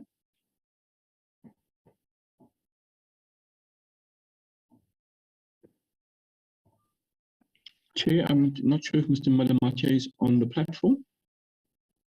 Let's check.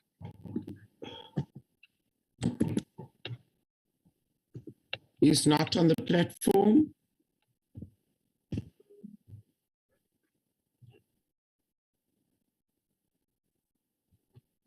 Can we just ask for us to check for connectivity? We will just, I'm just admitting him, Chair, quickly. He was out. Okay.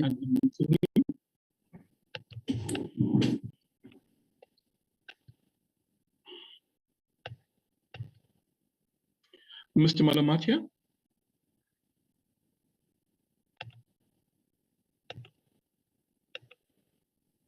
Sorry, Chair. On the proposal by the ANC to proceed with B and that to submit the report and amended bill correcting any constitutional defect. You vote your vote on the matter. Mr. Malamatia?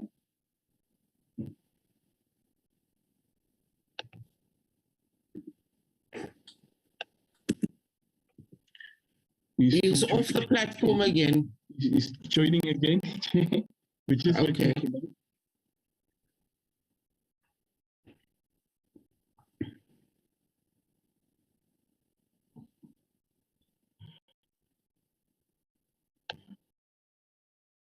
He's on the okay. Yeah. I'm here, Chair. Vote, please switch off your video. In favor.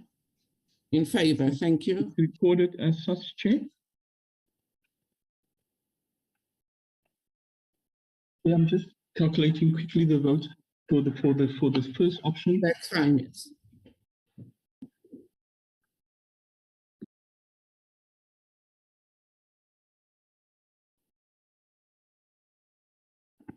Because Mr. Bernstein didn't vote on the first option because it was not available at the time. So for the second option, the majority has 7 votes, and with the people voting against 4. For the first vote for Mr. McPherson, I just want to verify that, Chair, is that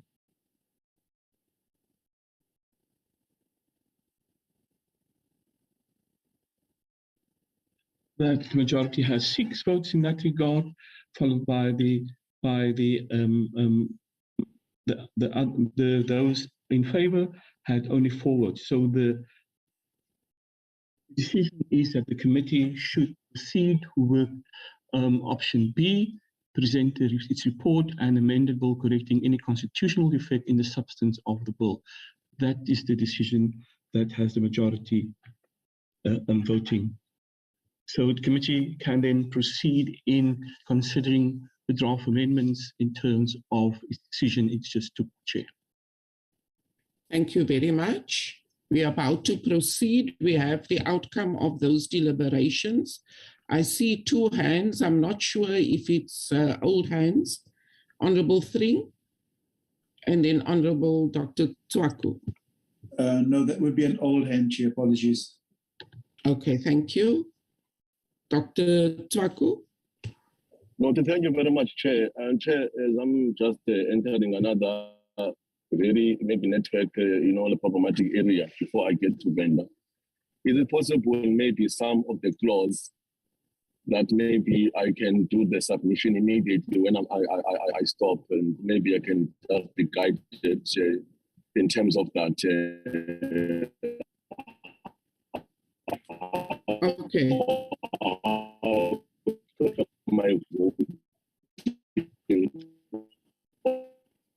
Your network is very, very bad, Honorable Dr. Tswaku. I want to then just also request that the committee just send out the decisions that we took around retrospectivity and what we are recommending, just circulated to members for information purposes. I'm also very uncomfortable on the retrospective part. Yes. In terms of still. Okay, so you still get the now. We can't hear you properly, Honorable Tswaku. Maybe you should just write in the chat. And okay, Chair, can you hear me now? that... How the issues will be compensated, the ones that they are raising. Okay, I'll do that. Okay, Chair, okay. I'll do that. Thank you very much. Thank you very much. We will then proceed with our meeting. Advocate van der Merwe. Thank you, Chairperson.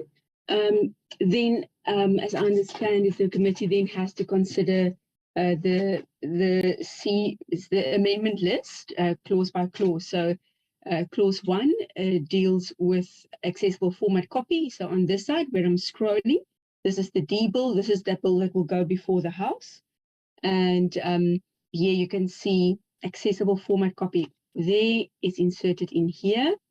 Authorized entity is inserted here, and broadcast as well. These lines here, don't worry about the lines. This refers to the B bill, but what the result is in the D bill is in respect of technologically protection measure, where we've added product and technological protection circumvention device, where we added service or service. So that is clause 1, Chair. Chair, if I may. Yes. Chair, that we now have clause 1 before the committee for its consideration, and then members will have vote on it whether they want to include. Please note the objection of the DA. Okay, the DA objects. The DA in its entirety. I will put the and I wanted to put the name, to call the names of each member so that we can have a recording of the vote of each of these clauses, Chair.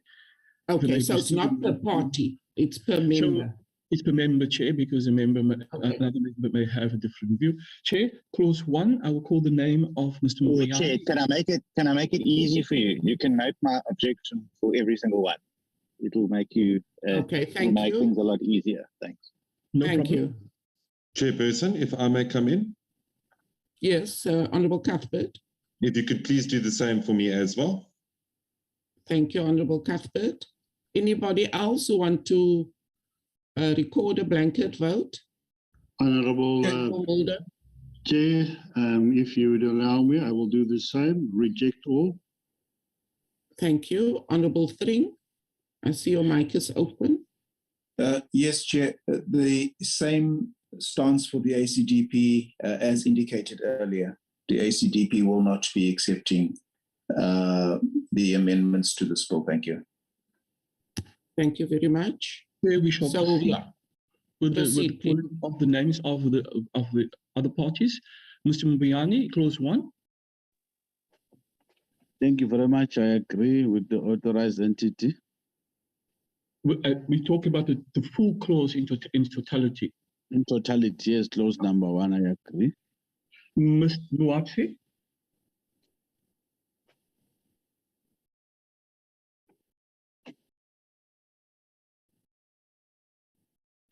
I'll go to Mrs. Hermans. Agreed. Mr. Twaku, Dr. Twaku.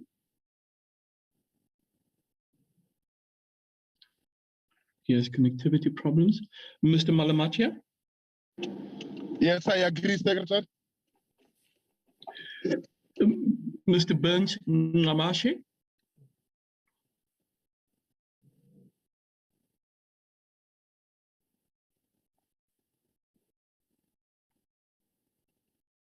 Chair, Mr. Burns Namashe. He is on the platform. Mr. Mbiani raised his hand, Chair. Honorable Mbiani. Chair, I was having a proposal that it is possible that we vote as the other opposition party voted, because they voted against all the thing, and we said we can vote in favor of all the clauses as well, what they did. I don't know. The secretary. Yes, so what is your proposal? That you vote as a party? Yes, because they voted as parties individually, and they said in all the clause they are not in favor of them. So that I can say my name, Happy Mbuya, and the party is, and I'm voting in favor of all the clause. Is that possible, Secretariat?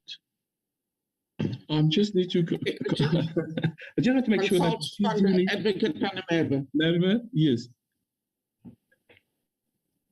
Andre, actually, this is more procedural, so I'm not 100% sure if. I don't know if it is necessary for every single clause, but I mean, if every member indicates, I agree with all the clauses, and you can just simply note for every clause, then it's probably the same, you know? Yes. Okay, so, Andre? So then we will proceed in a manner that we will move a clause, and the ANC can either say, as a block vote, indicate that they're in support of it. Chair? Yes, okay, proceed in that manner. Then with clause 1, the ANC is in support of clause 1. Then the next clause before the committee relates to clause 5.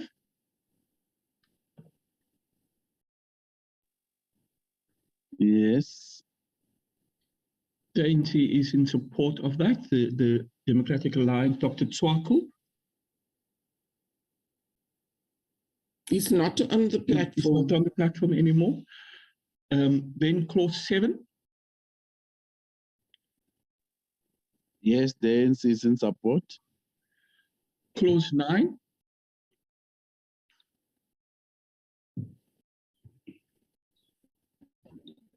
Yes, we're in support.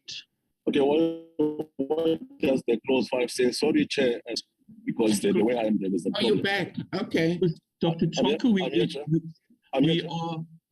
are considering clause 9 at the moment. If you're in favor of adopting clause 9.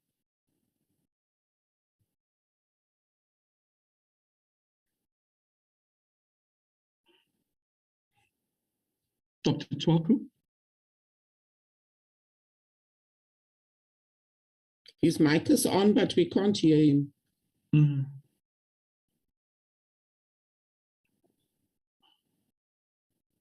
Shall we proceed, Chair? Clause 11? Please proceed, because that seems as if he has connectivity problems. Clause 11? We are in agreement as an ANC component. Thank you.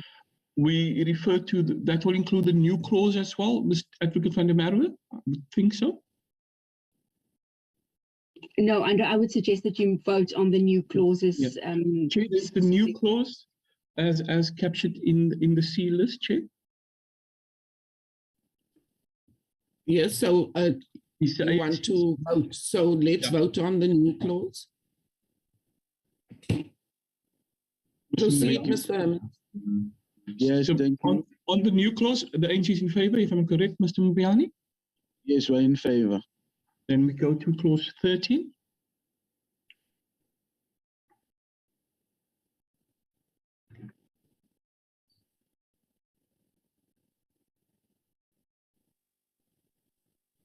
Yes, Honorable Mbiani, clause 13. Yes, we're in favor. Then we go to clause, if the ANC is in favor of clause 13 as expressed, clause 19. In favor. Clause 20. Chair, may I just point out that the clauses in the D bill jump 2 clauses because of the new clauses that were inserted. So clause 20 in the C list will refer to clause 22 in the D bill. Yes, for the record. Thank you very much for that clarity. The numbering will change as a result of the new clauses added. Clause 20. It's no longer clause 22. Oh, is it clause 20? No, clause 20 becomes 22 in the D bill. Advocate van der Merwe was just explaining how the numbering changed because of new clauses being added. So the numbering changed in the D bill. So it's clause 20 before us to consider. Okay, in favor. Thank you.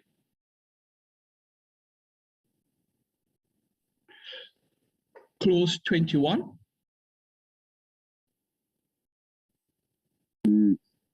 What will be according to the clause new 21 is just a gender change, and clause 21 will be clause 23, if I'm correct, Advocate van der Merwe?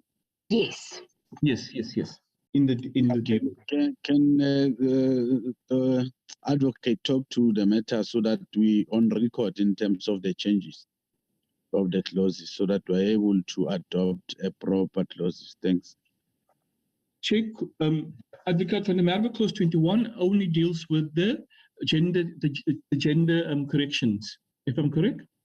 Yes. So in fact, this there that I'm highlighting, sorry, this thing keeps on giving me the full sentence. That is the amendment that we've done here. So if I can just maybe explain again, the new clauses that we've inserted. So we dealt with them as new clauses here. They inserted clause 12 and they inserted clause 13. Now the C list refers to the B bill that was passed before. So we have to use the B bill's clauses. So the B bill's clause would be clause 13, clause, and so on, like we're now at clause 21. But then the D bill, which is this one that I'm scrolling now, this one reflects the amendments from the C list, the one that I'm scrolling now. And therefore the D bill will differ from the B bill and from the clause numbering in the C list. But in the end, the committee votes on the C list, and the D bill is what serves before the House because it will reflect the amendments that the committee has agreed to in the C list.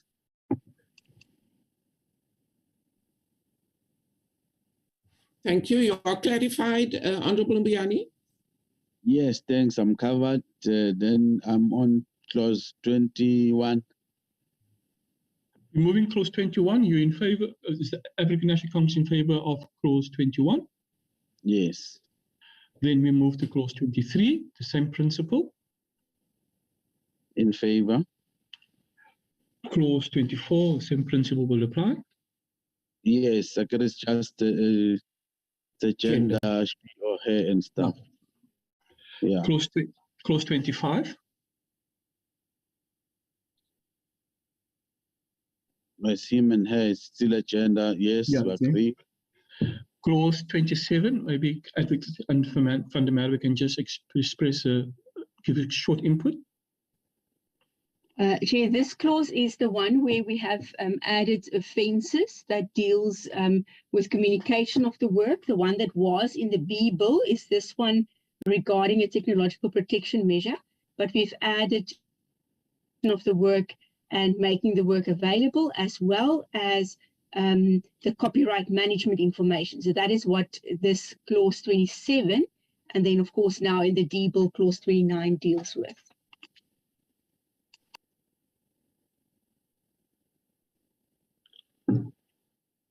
So clause 27. Yes, we agree.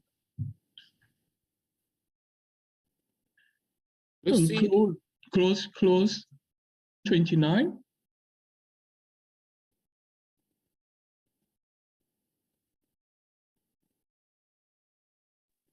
In favor? The agenda as well, the other one. Then we move to clause 31, Chair.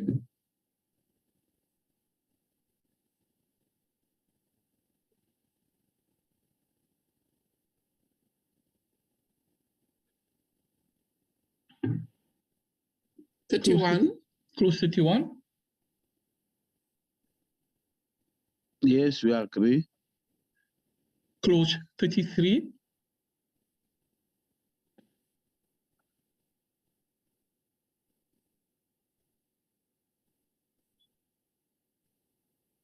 Clause 33. No, the authorization by the Minister of Recognition. Yes, we agree. Clause 35.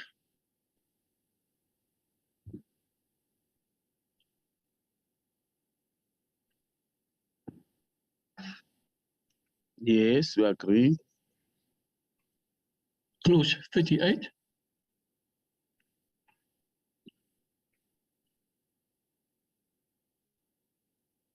On page from line, it's omitted, subsection. Okay, agree. Chair, we went through all the clauses. Dr. Swaku was raised in the group. I see issues regarding retrospectivity. He was not on the platform. He appears to be on the platform. I don't know if advocate just want to take him to the clauses that relates to retrospectivity, and it is committee's decision in that regard. If through you, Chair. Yes, you may. Dr. Swaku. If Advocate van der Merwe can take him through to the clause dealing with the retrospectivity matter. Thank you, Chair. Clauses 5, 7, and 9 is where we are removing the subsections that deal with both retrospectivity and the delegations to the Minister. So in clause 5, it will be subsection 7. He's not on the platform. Oh, he's off the platform again. Okay. I think, Committee Chair, that we shall then we shall proceed. Mr. Mbiyani raises his hand, Chair. Honorable Mbiyani. Thank you very much, Chair. Can we propose or second your proposal that maybe the department and advocate can formulate a response to the clauses that talk to retrospectivity, and also send it to the committee so that they get exactly what the committee is agreeing effectively. Okay. Chair, if we can proceed, Chair, with that matter, with the understanding on the request made by Mr. Mbiyani, yes, we can proceed to share the draft report for the committee's consideration on the copyright amendment bill, Chair, so that we can take that. Mr. McPherson raised his hand. Honorable McPherson. Thank you very much. Sorry, I'm going to have to request, Chair, that the report does need to be dealt with in another meeting, because you need to give other political parties an opportunity to draw up a minority report to be included in the draft report. But that obviously we need to be given time to be able to do so.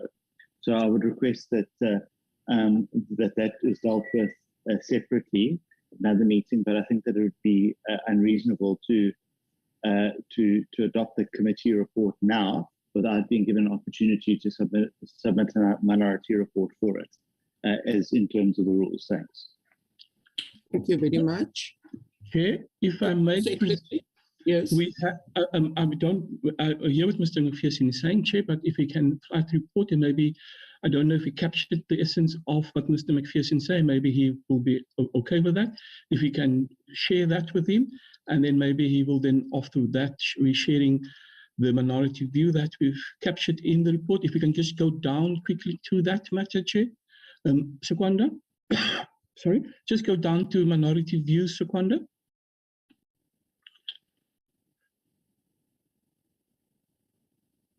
You know, go down, Sekwanda. It will be a heading.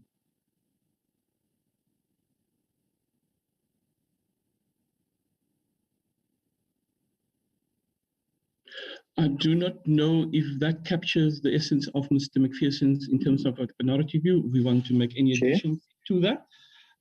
Chair? I think just read it, please, and then I'll take on the McPherson. I can see it, Chair, but I do want to, I must say, Chair, that this is another process issue which is very important. Opposition parties must be given an opportunity to submit minority views in writing to the committee, as we have previously done. As the Secretariat will be aware, when we have dealt with these issues previously, we have been given an opportunity to do so. And I think that it is critically important, particularly that some people are not on the meeting and struggling with connectivity. It's even more important that we are able to formulate those views in writing to be included in it. But just to simply, flash it on a screen and say, are you happy with that? I mean, there's a lot of historical stuff that I need to put into writing to be attached to this report. Okay, thank you very much for that input. I put it to the committee. I see Honorable Mbiani's hand. Yeah, Chairperson, thank you very much. The proposals will defeat the intention of this meeting, because this meeting was to adopt this report today. And if we will give, and the minority's report is that they said they reject the copyright report in its entirety, and they not participate in the deliberation. This is what they said. So I think the minority review is what is reflected here. For us now is to adopt the report and move. There's nothing that will change in terms of their views on the copyright. Hence, we said that there's a process of this bill is flawed, and what is it that their views is reflected during our deliberation. Chairperson, may I please interject? Just hold on. Can I just check with the committee secretary? Just as far as process is concerned, there are parties who express their vote against all the amendments that were tabled.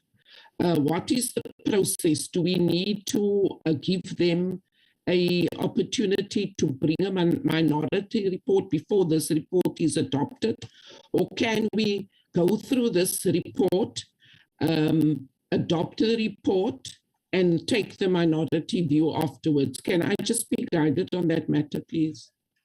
Chair, I want to make it clear, it is not a minority report that must be tabled. It's minority views that can be expressed in terms of the process by a particular party.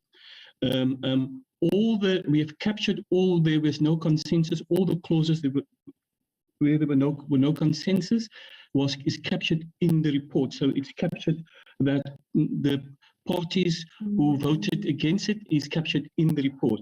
As I think maybe applicant in terms of the bill, in terms of a minority report. So we need to capture minority views, and just to reflect that it's a report that must be adopted by the majority, by the committee. So minority views can be expressed in this report, and and members can express those views, and we can capture those views if the views that is there is not sufficient, but also to note that it is a report that must be adopted by the majority in the committee. I don't, if Advocate van der Merwe wants to add to that, Chair? Advocate? Chair, thank you very much. I can maybe just refer members to National Assembly Rule 166. Sub-Rule 4A says a committee may not submit a minority report. So it may not be something that is attached. I'm aware of one instance where Portfolio Committee Transport submitted a report attached to the committee's report, and that was sent back to the committee by the National Assembly because of Rule 166.4a. What can be done is in the subparagraph B of that same sub-Rule 4 says if a report is not a unanimous report, it must specify in which respects there was not consensus, and in addition to the views representative of the majority in the committee, express any views of a minority in the committee. So, Chair, that is the rule that the committee must take into account in a Rule 166 sub 4. Okay. Thank you very much. Honourable Cuthbert and then Honourable McPherson. Thanks very much, Chair. And I have listened to what Advocate van der Merwe has said. But my understanding is that in previous committee meetings, as well as during my time in the City Council, there were two different types of views that could be submitted where there was not broad agreement from the committee, the one being a dissenting view and the other being a minority report.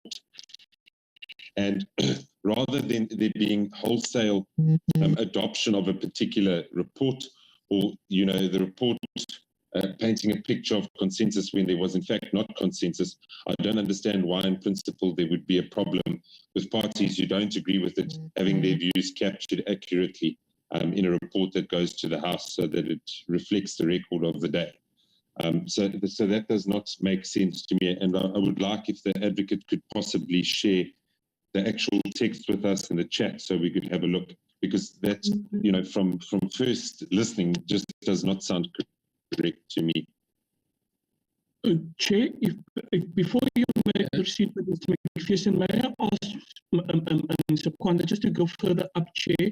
It captures the issues raised. Go further up, Mr. Kwanda. Okay, just hold, Kwanda, just hold, go down again. Just to go down again. Just go down. Just go down.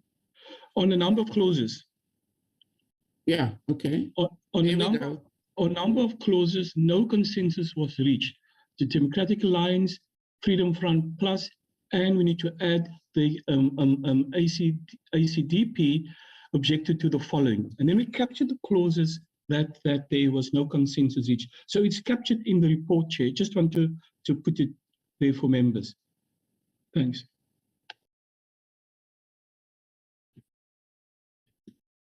So we must just make sure that all the amended clauses are listed because they objected to all they didn't reach consensus with. Yes, all where there's no consensus, it's captured. Okay. Thank you. Sorry, Chair, I'm here. I'm on the platform, Chair. There are clauses that I will agree on.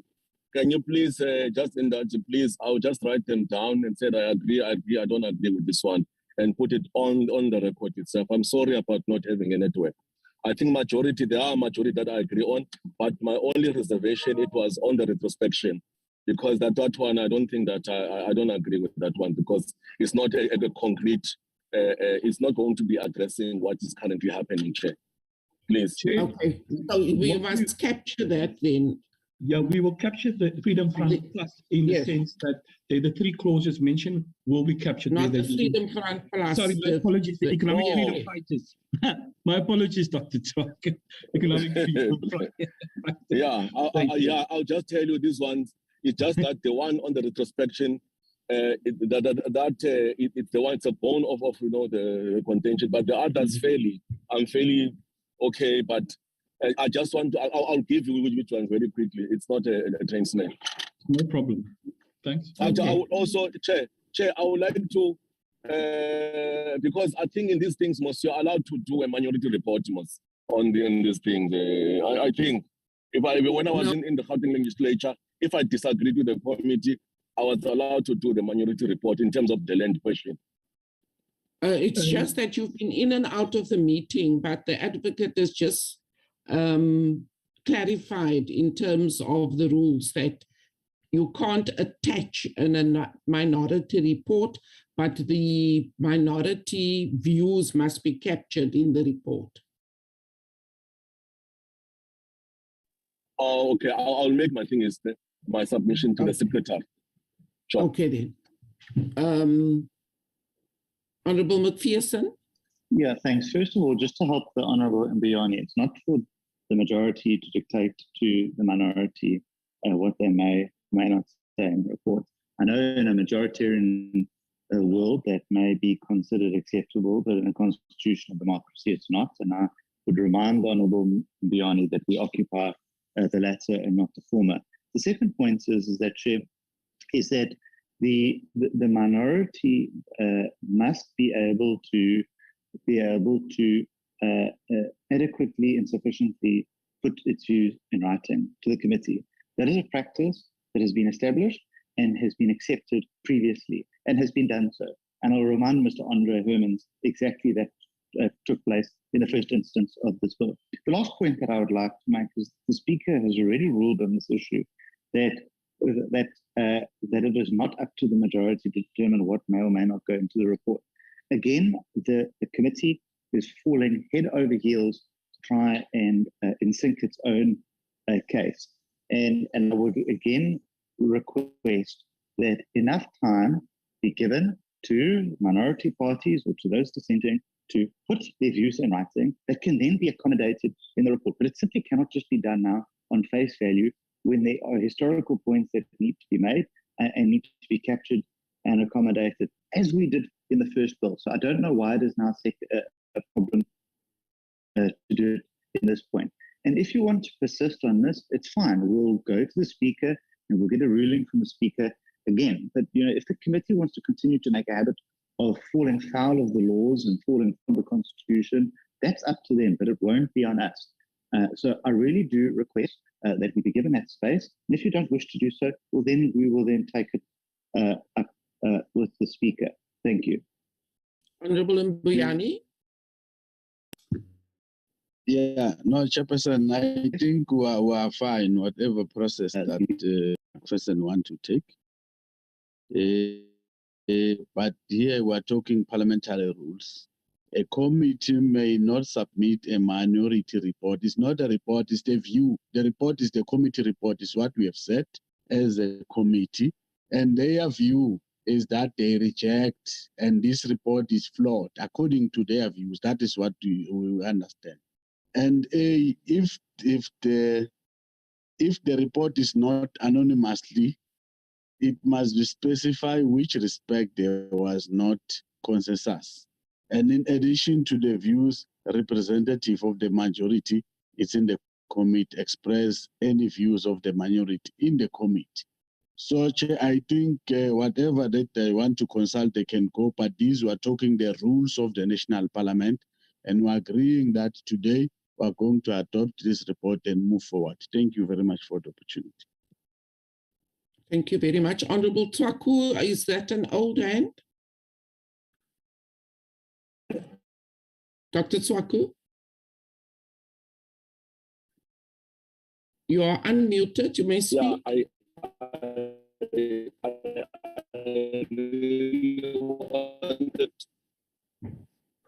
for me today, we must just know what we are doing in terms of the clause that concerns the retrospection. It will go down in the history that this committee does not support the thing is the interest of the artist and those artists and the creators who have been disadvantaged or being exploited. It's going to go a very long way. I would have wished that in this report at least we consider and clarify that part, I would have been very happy. I wouldn't have actually have any problem. But at that point, I feel that, if the committee or maybe beg the indulgence of you and the members, what can we do to ensure that that clause is carried over, or that process of ensuring that those people that were exploited by these multinational companies are compensated and all of that? So I put it up into the committee. And then also, Chair, I said that myself, there are clauses that I'll agree on, but I'll make the submissions into the secretary. And then yeah, that's fine. Thank you very much. Can I just check with the committee?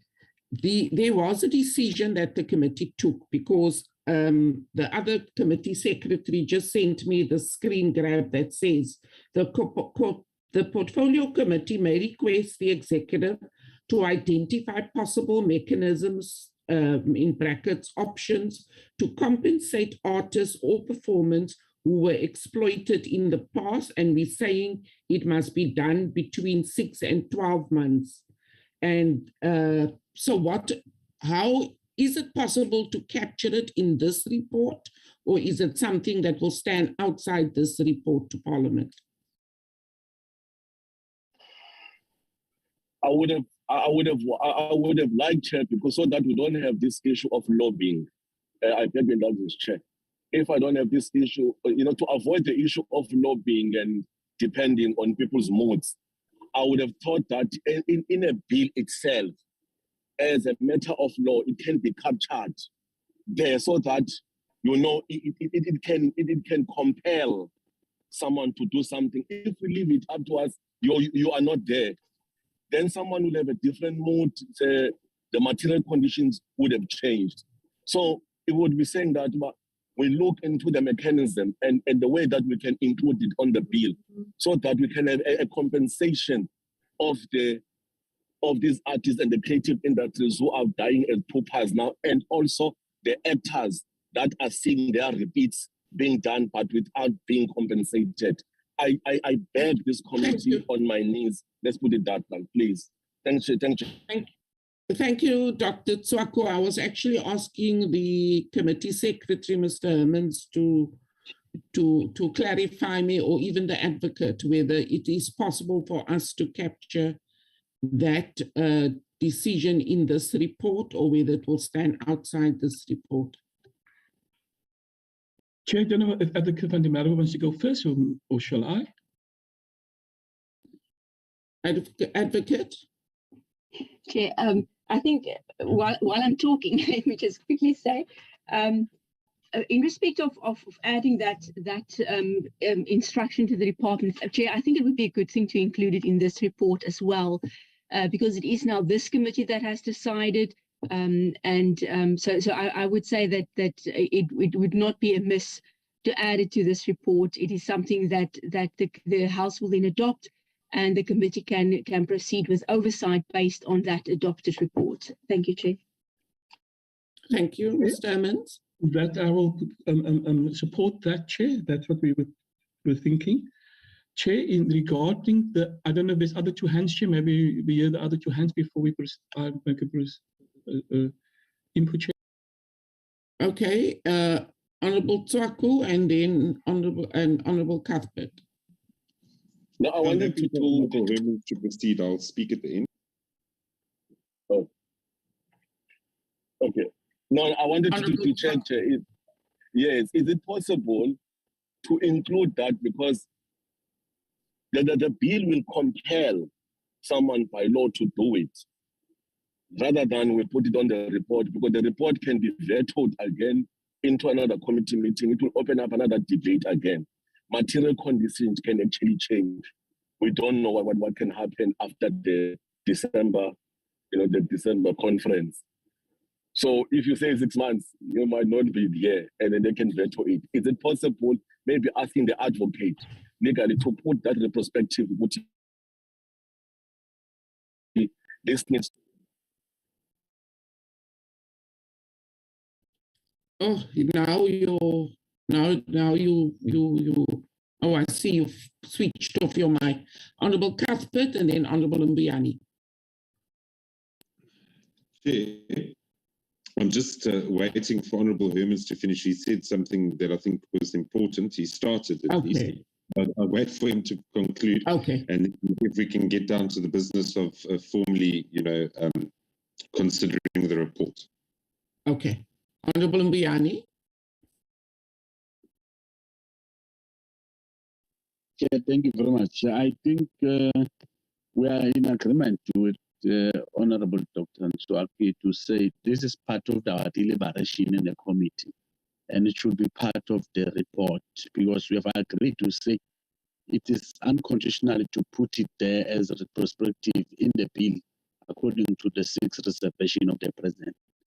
But it is proper that the Minister and the Department look at the matter and deal with it as it is proposed by the committee. So I think it should form part of the report of the committee to Parliament. Yes. Thank you. Okay. Mr. Hermans. Chair, just regarding the process forward in terms of procedure, may I propose, Chair, and subject to the committee's decision, we have in the past, we always in the past, it's required that we afford the minority to, or other parties to submit minority views for the committee's consideration. And what we have normally done, we captured the essence of the submissions made by the parties who wish to express minority view, and then submit it for the committee's consideration. That's what we normally do with even concluding remarks or anything to that effect. So may I propose, just in terms of the process, that we allow the minority parties who wish to express minority view that needs to be captured in the report the opportunity to do so, and that the committee then, in terms of the report, maybe consider meet on Friday morning before the House sitting and adopt the report, which will allow the minority parties to submit a minority view for the committee's consideration by tomorrow afternoon. Just in terms of the process, that will include the report for the Performance Protection Amendment Bill as well, Chair. That is a proposal I'm making to ensure that minority views are submitted and captured in the report as being the practice in the past regarding that, Chair. Thanks. Thank you very much. Is there any objection to that proposal? Honourable Mbiani? Chairperson, thanks. It's just a practice. We are talking rules now that in terms of the rules of Parliament, are we agreeable to continue with it? Because we have voted that we continue with this. Now we're rescinding our vote or what? Because we have voted that we are going to deal with this matter and we are finalizing it today. So then the proposal that is coming with the Secretariat suggests that our vote is rescinded and we are going to start afresh and approve this report on Friday. Because what we said is that we are continuing with this one. If it was against the rule of Parliament, yes, but it's just a principle, a precedence. It cannot overrule the rules of Parliament. Thank you. Chair, if I may clarify, Chair. Yes, proceed. Chair, we are not rescinding the decision that the committee took regarding the clauses. That decision stands and that process is completed. It's only for the adoption of the report. That's it. The committee has made this decision regarding 3B, and that decision in terms of clauses stands, and we're only adopting the report reflecting that process. And in terms of the rules, minority parties is allowed to submit minority views in terms of where they didn't agree with the committee. So it's in terms of those rules that I'm addressing the committee and proposing that. So the decision the committee took in terms of the clauses, that decision stands. We're not revisiting that. It's just the adoption of the report that will afford the minority parties that have a minority view to express their view for the committee to consider that section of that and the committee adopt the report. Thank you, Chair. So we're not rescinding its You're not rescinding the decision previously taken? No, not at all, Chair. Okay. Honorable Tswaku, Dr. Tswaku. No, thank you very much, Chair. Chair, this is the way that you are conducting this meeting is in a spirit of ensuring that as members of the committee, our views are actually captured. We must not fall into a trap where we amass our, the majority and bulldoze issues. Because, at the end, we are in this team, we might disagree to disagree, but at least all the other issues, they must be captured. It's the first time now, Chair, I actually get, a view and we find that a committee member most probably doesn't want the views of the other political parties to be captured on the report. Because at the end, they're going to ask that, this thing, and then say, okay, yeah, I know it, but I had a view on it. Now, when you put in there, obviously, it will pass because you are the majority. But you will put us at the outcast into these committees that, we're just rendering like useless and everything like that. Our views would not be heard, even though we know that you've got, the muscle to really, bulldoze all the reports and then get whatever you want. But in the spirit, we said, in the spirit of being able to work together and cooperatively, and we cooperate with each other, we must be able to listen to our views, but that our views are actually, captured. What's the difference between adjourning, make sure our rules, we submit our views, and then, we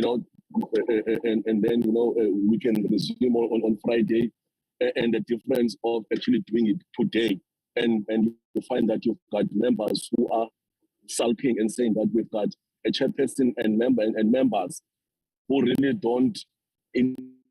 not interested on the views of the other political parties. I find it in this committee to be very strange.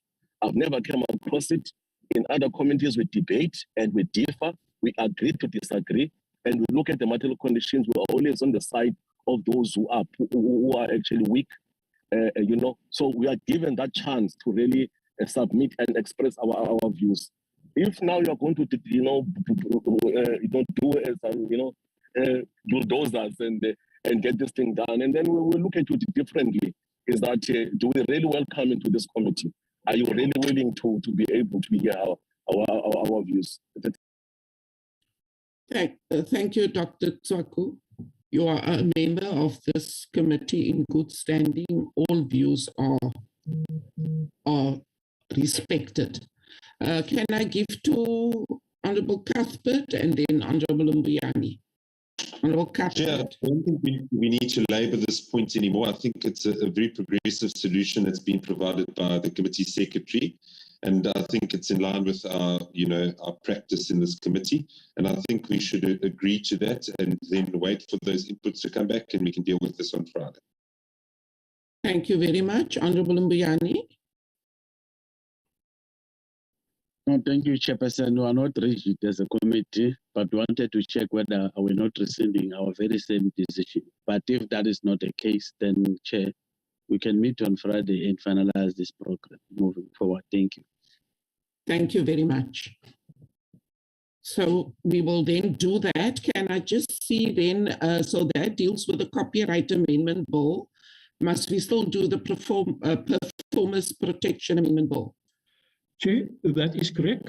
On Friday, we'll only adopt the report, but we will proceed with the Performance Protection Amendment Bill as we did with the copyright, and we'll also then do the same process in terms of the report, ask minority parties who has a different view to submit minority views for consideration on Friday morning, Chair. So I will propose that we proceed with the Performance Protection Amendment process as you outline in your first in the morning statement that you've made, so that we look at those clauses. And because the decision has been taken about B already, so when we're not debating that decision, it's just now taking a decision on the clauses in the Performance Protection Amendment Bill, and then adopt the report in respect to that bill on Friday morning to allow parties who wish to express a minority view to do so. Chair, thanks. Okay, so we'll proceed then with the Performance Protection Amendment Bill. Advocate van der Merwe. Thank you, Chairperson.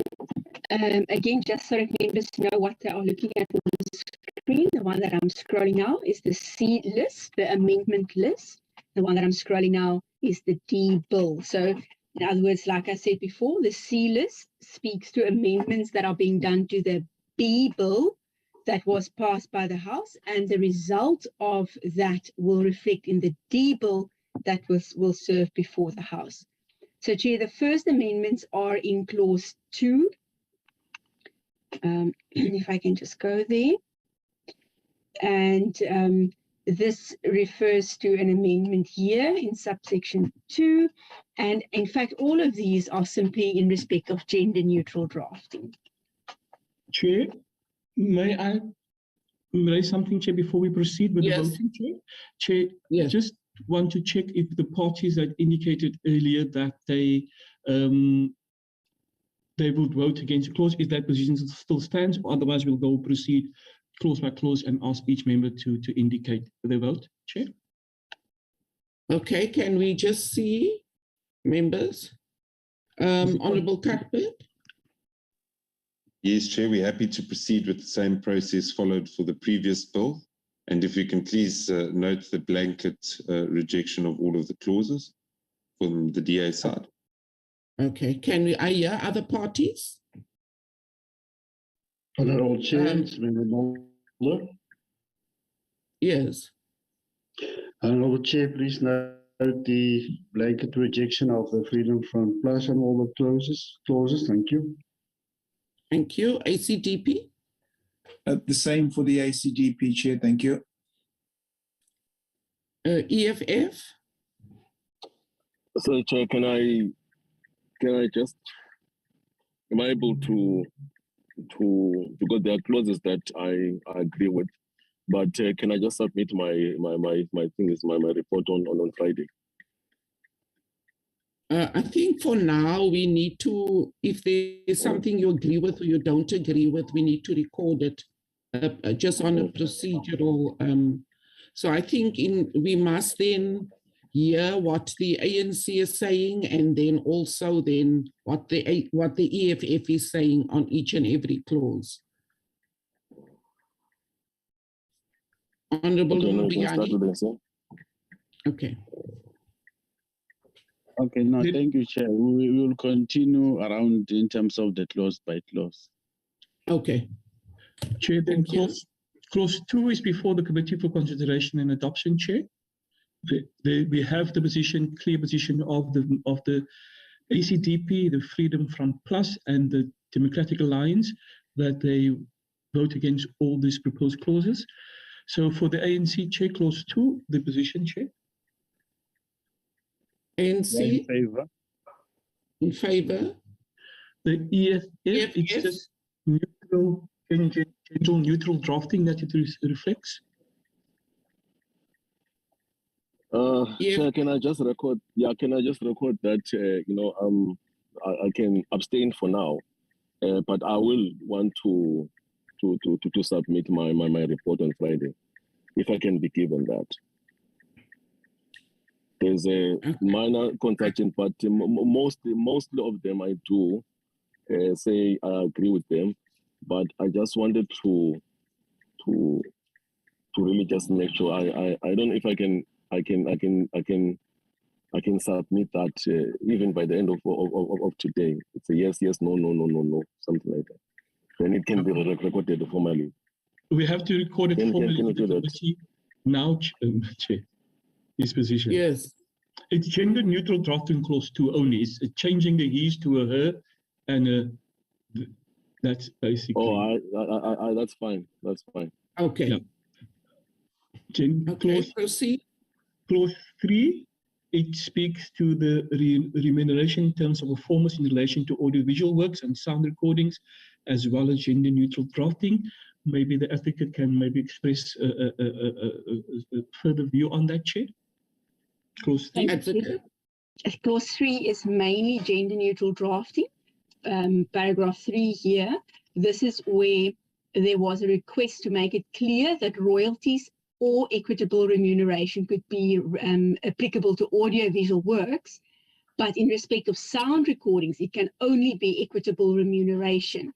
So this was something not provided for before, and the request was then to make it clear that you can't have royalties on sound recordings. So the redrafting here is simply to separate the works so that it is clear what is payable in respect of which work. Just get this thing. Check CDC. Clause 3 is before the committee for the committee to consider. The Chair. Honorable Mbiani. Yeah, Chair, I thought Honorable Nzwak is talking, but we are in agreement that whatever, but they must be getting something in terms of whether it's in terms of the management power, but they must get something. That is what we agree, Chair. Performance must be seen getting anything that has to be done. We agree in terms of royalties, whether it's equitable in the remuneration, whether it's payment, whether it's management, but they must be getting something for what they did. Thanks, Chair. Chair, Thank you. The EFF Chair.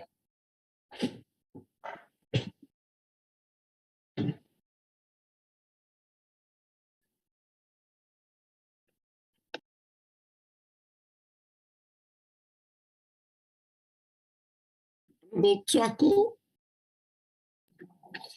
Yes, Chair. What is the clause that we are voting on now? Clause 3. Okay, what does it say? Clause 3. Mr. Hermans, just, I can hear Honorable Tswaku's in a car, so just give him the gist. Clause deals with gender neutral drafting, also remuneration in terms of performance in relation to audiovisual works and sound recordings. So does it mean that what the performance will be able to get equitable the remuneration? Applicant van der Merwe? Yes, yes. So what we have here is that certain of these things weren't provided for before. Now the treaties might make provision for equitable remuneration, and you're just making it clear that audiovisual works, the contract that they will enter into, must set out either royalties or an equitable remuneration. But in respect of sound recordings, it must set out an equitable remuneration. I think I'm fine with that. Thank you. It's fine, yeah. Then we move to clause 4. It's purely a gender neutral drafting, clause 4.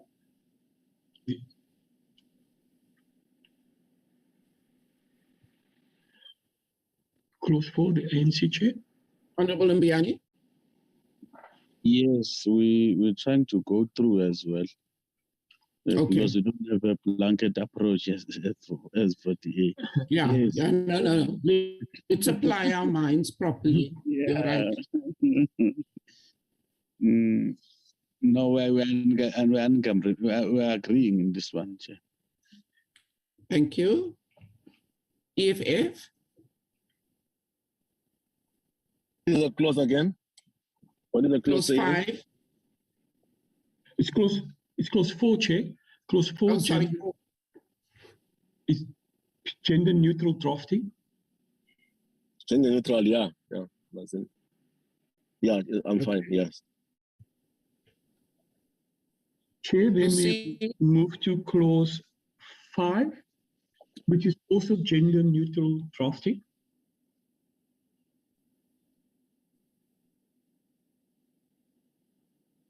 ANC. Section 8 of the Principal Act or fixation. No, we're agreeing on this one. Thank you. EFF. Sorry. Okay, what is this clause? Clause 6, ne? Clause 5. Clause 5. Gender neutral drafting only. Yes, it's fine. Then we proceed to clause 6, is correcting a typographical error, and Advocate van der Merwe will speak to the typographical error. Clause 6. It is only to insert the word into here. That was omitted from the B bill, so it read entered in terms of. It should be entered into in terms of. So it's just to correct that typographical error. ANC.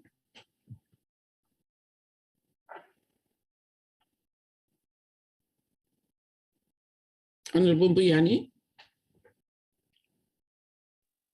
Thank you, Chair. No, we're agreeing. It's just a corrective error here. Okay, EFF. Yeah, no, that's fine. Chair, then we proceed to clause 7, and 7 is the removal of the reference to the Electronic Communications and Transaction Act and its gender neutral drafting. Maybe Advocate van der Merwe can explain why. Clause 7. 877. Yeah, it deals 52. Mute. Comrades, are you writing? Okay. Chair, we speak to clause 7, which talks to the removal of with reference to the Electronic Communications and Transaction Act and gender neutral drafting is there. Maybe Advocate van der Merwe can explain why electronic communication and transaction is removed from the bill. Thank you, Advocate. Thank you, Chair. What we have here is that these specific section, or in fact, this specific section, Section 86 of the Electronic Communications and Transaction Act, has been repealed by the Cybercrimes Act. So it is, in fact, no longer applicable. Time has overtaken the bill. So we cannot refer to this act. It is meaningless, and therefore the proposal is to remove it. The subsection 6 in paragraph 1 that is referred to is also a reference to the Electronic Communications and Transactions Act.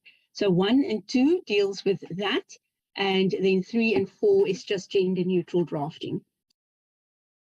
Thank you. ANC. No, we're agreeing in terms of we are keeping the piracy. We're dealing with piracy. We're agreeing. Thank you. Thank you. EFF. This clause number 7. 7, yes. What does it say? Sorry, Advocate. It deals firstly with removal of the reference to the Electronic Communications and Transactions Act, because that section has been repealed by the Cybercrimes Act. So events have overtaken this bill, and then the rest is gender neutral drafting. Okay. Well, that's fine. Gender neutrality, and then also if it's going to curb piracy, make sure that people who have recorded their work, it doesn't get pirated. I'm fine. Okay, so if agrees, yes. I conclude the clauses that's before the committee. Chair, then we would have submitted the report, but based on the discussions we had previously on the copyright, Chair, and it seems there's been an agreement that we will request parties who wish to express a minority view to opportunity to submit their minority views by the end of business tomorrow, Chair, and that the committee meet around, because there's a house sitting on Friday, that the committee meet at 8 o'clock on Friday morning to consider and adopt these 2 reports, and which will include the views expressed by minority parties in that regard, Chair. Thank you very much. So that is the proposal, that we meet at 8 o'clock on Friday morning to look at the 2 reports. That's correct, Chair. So that concludes our business for today. This has not been an easy meeting, and I want to thank all members in the PC for listening to each other and taking each other's views on board, and we have now reached a consensus on how to proceed. So on Friday, we will then look at the reports of the Performance Protection Amendment Bill and the Copyright Amendment Bill. Thank you very much. This meeting stands adjourned. Thank you.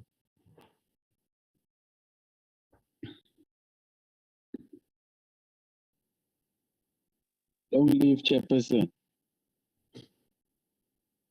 Recording stopped. Thank you, Chair. Thank you, members. Long live the chair.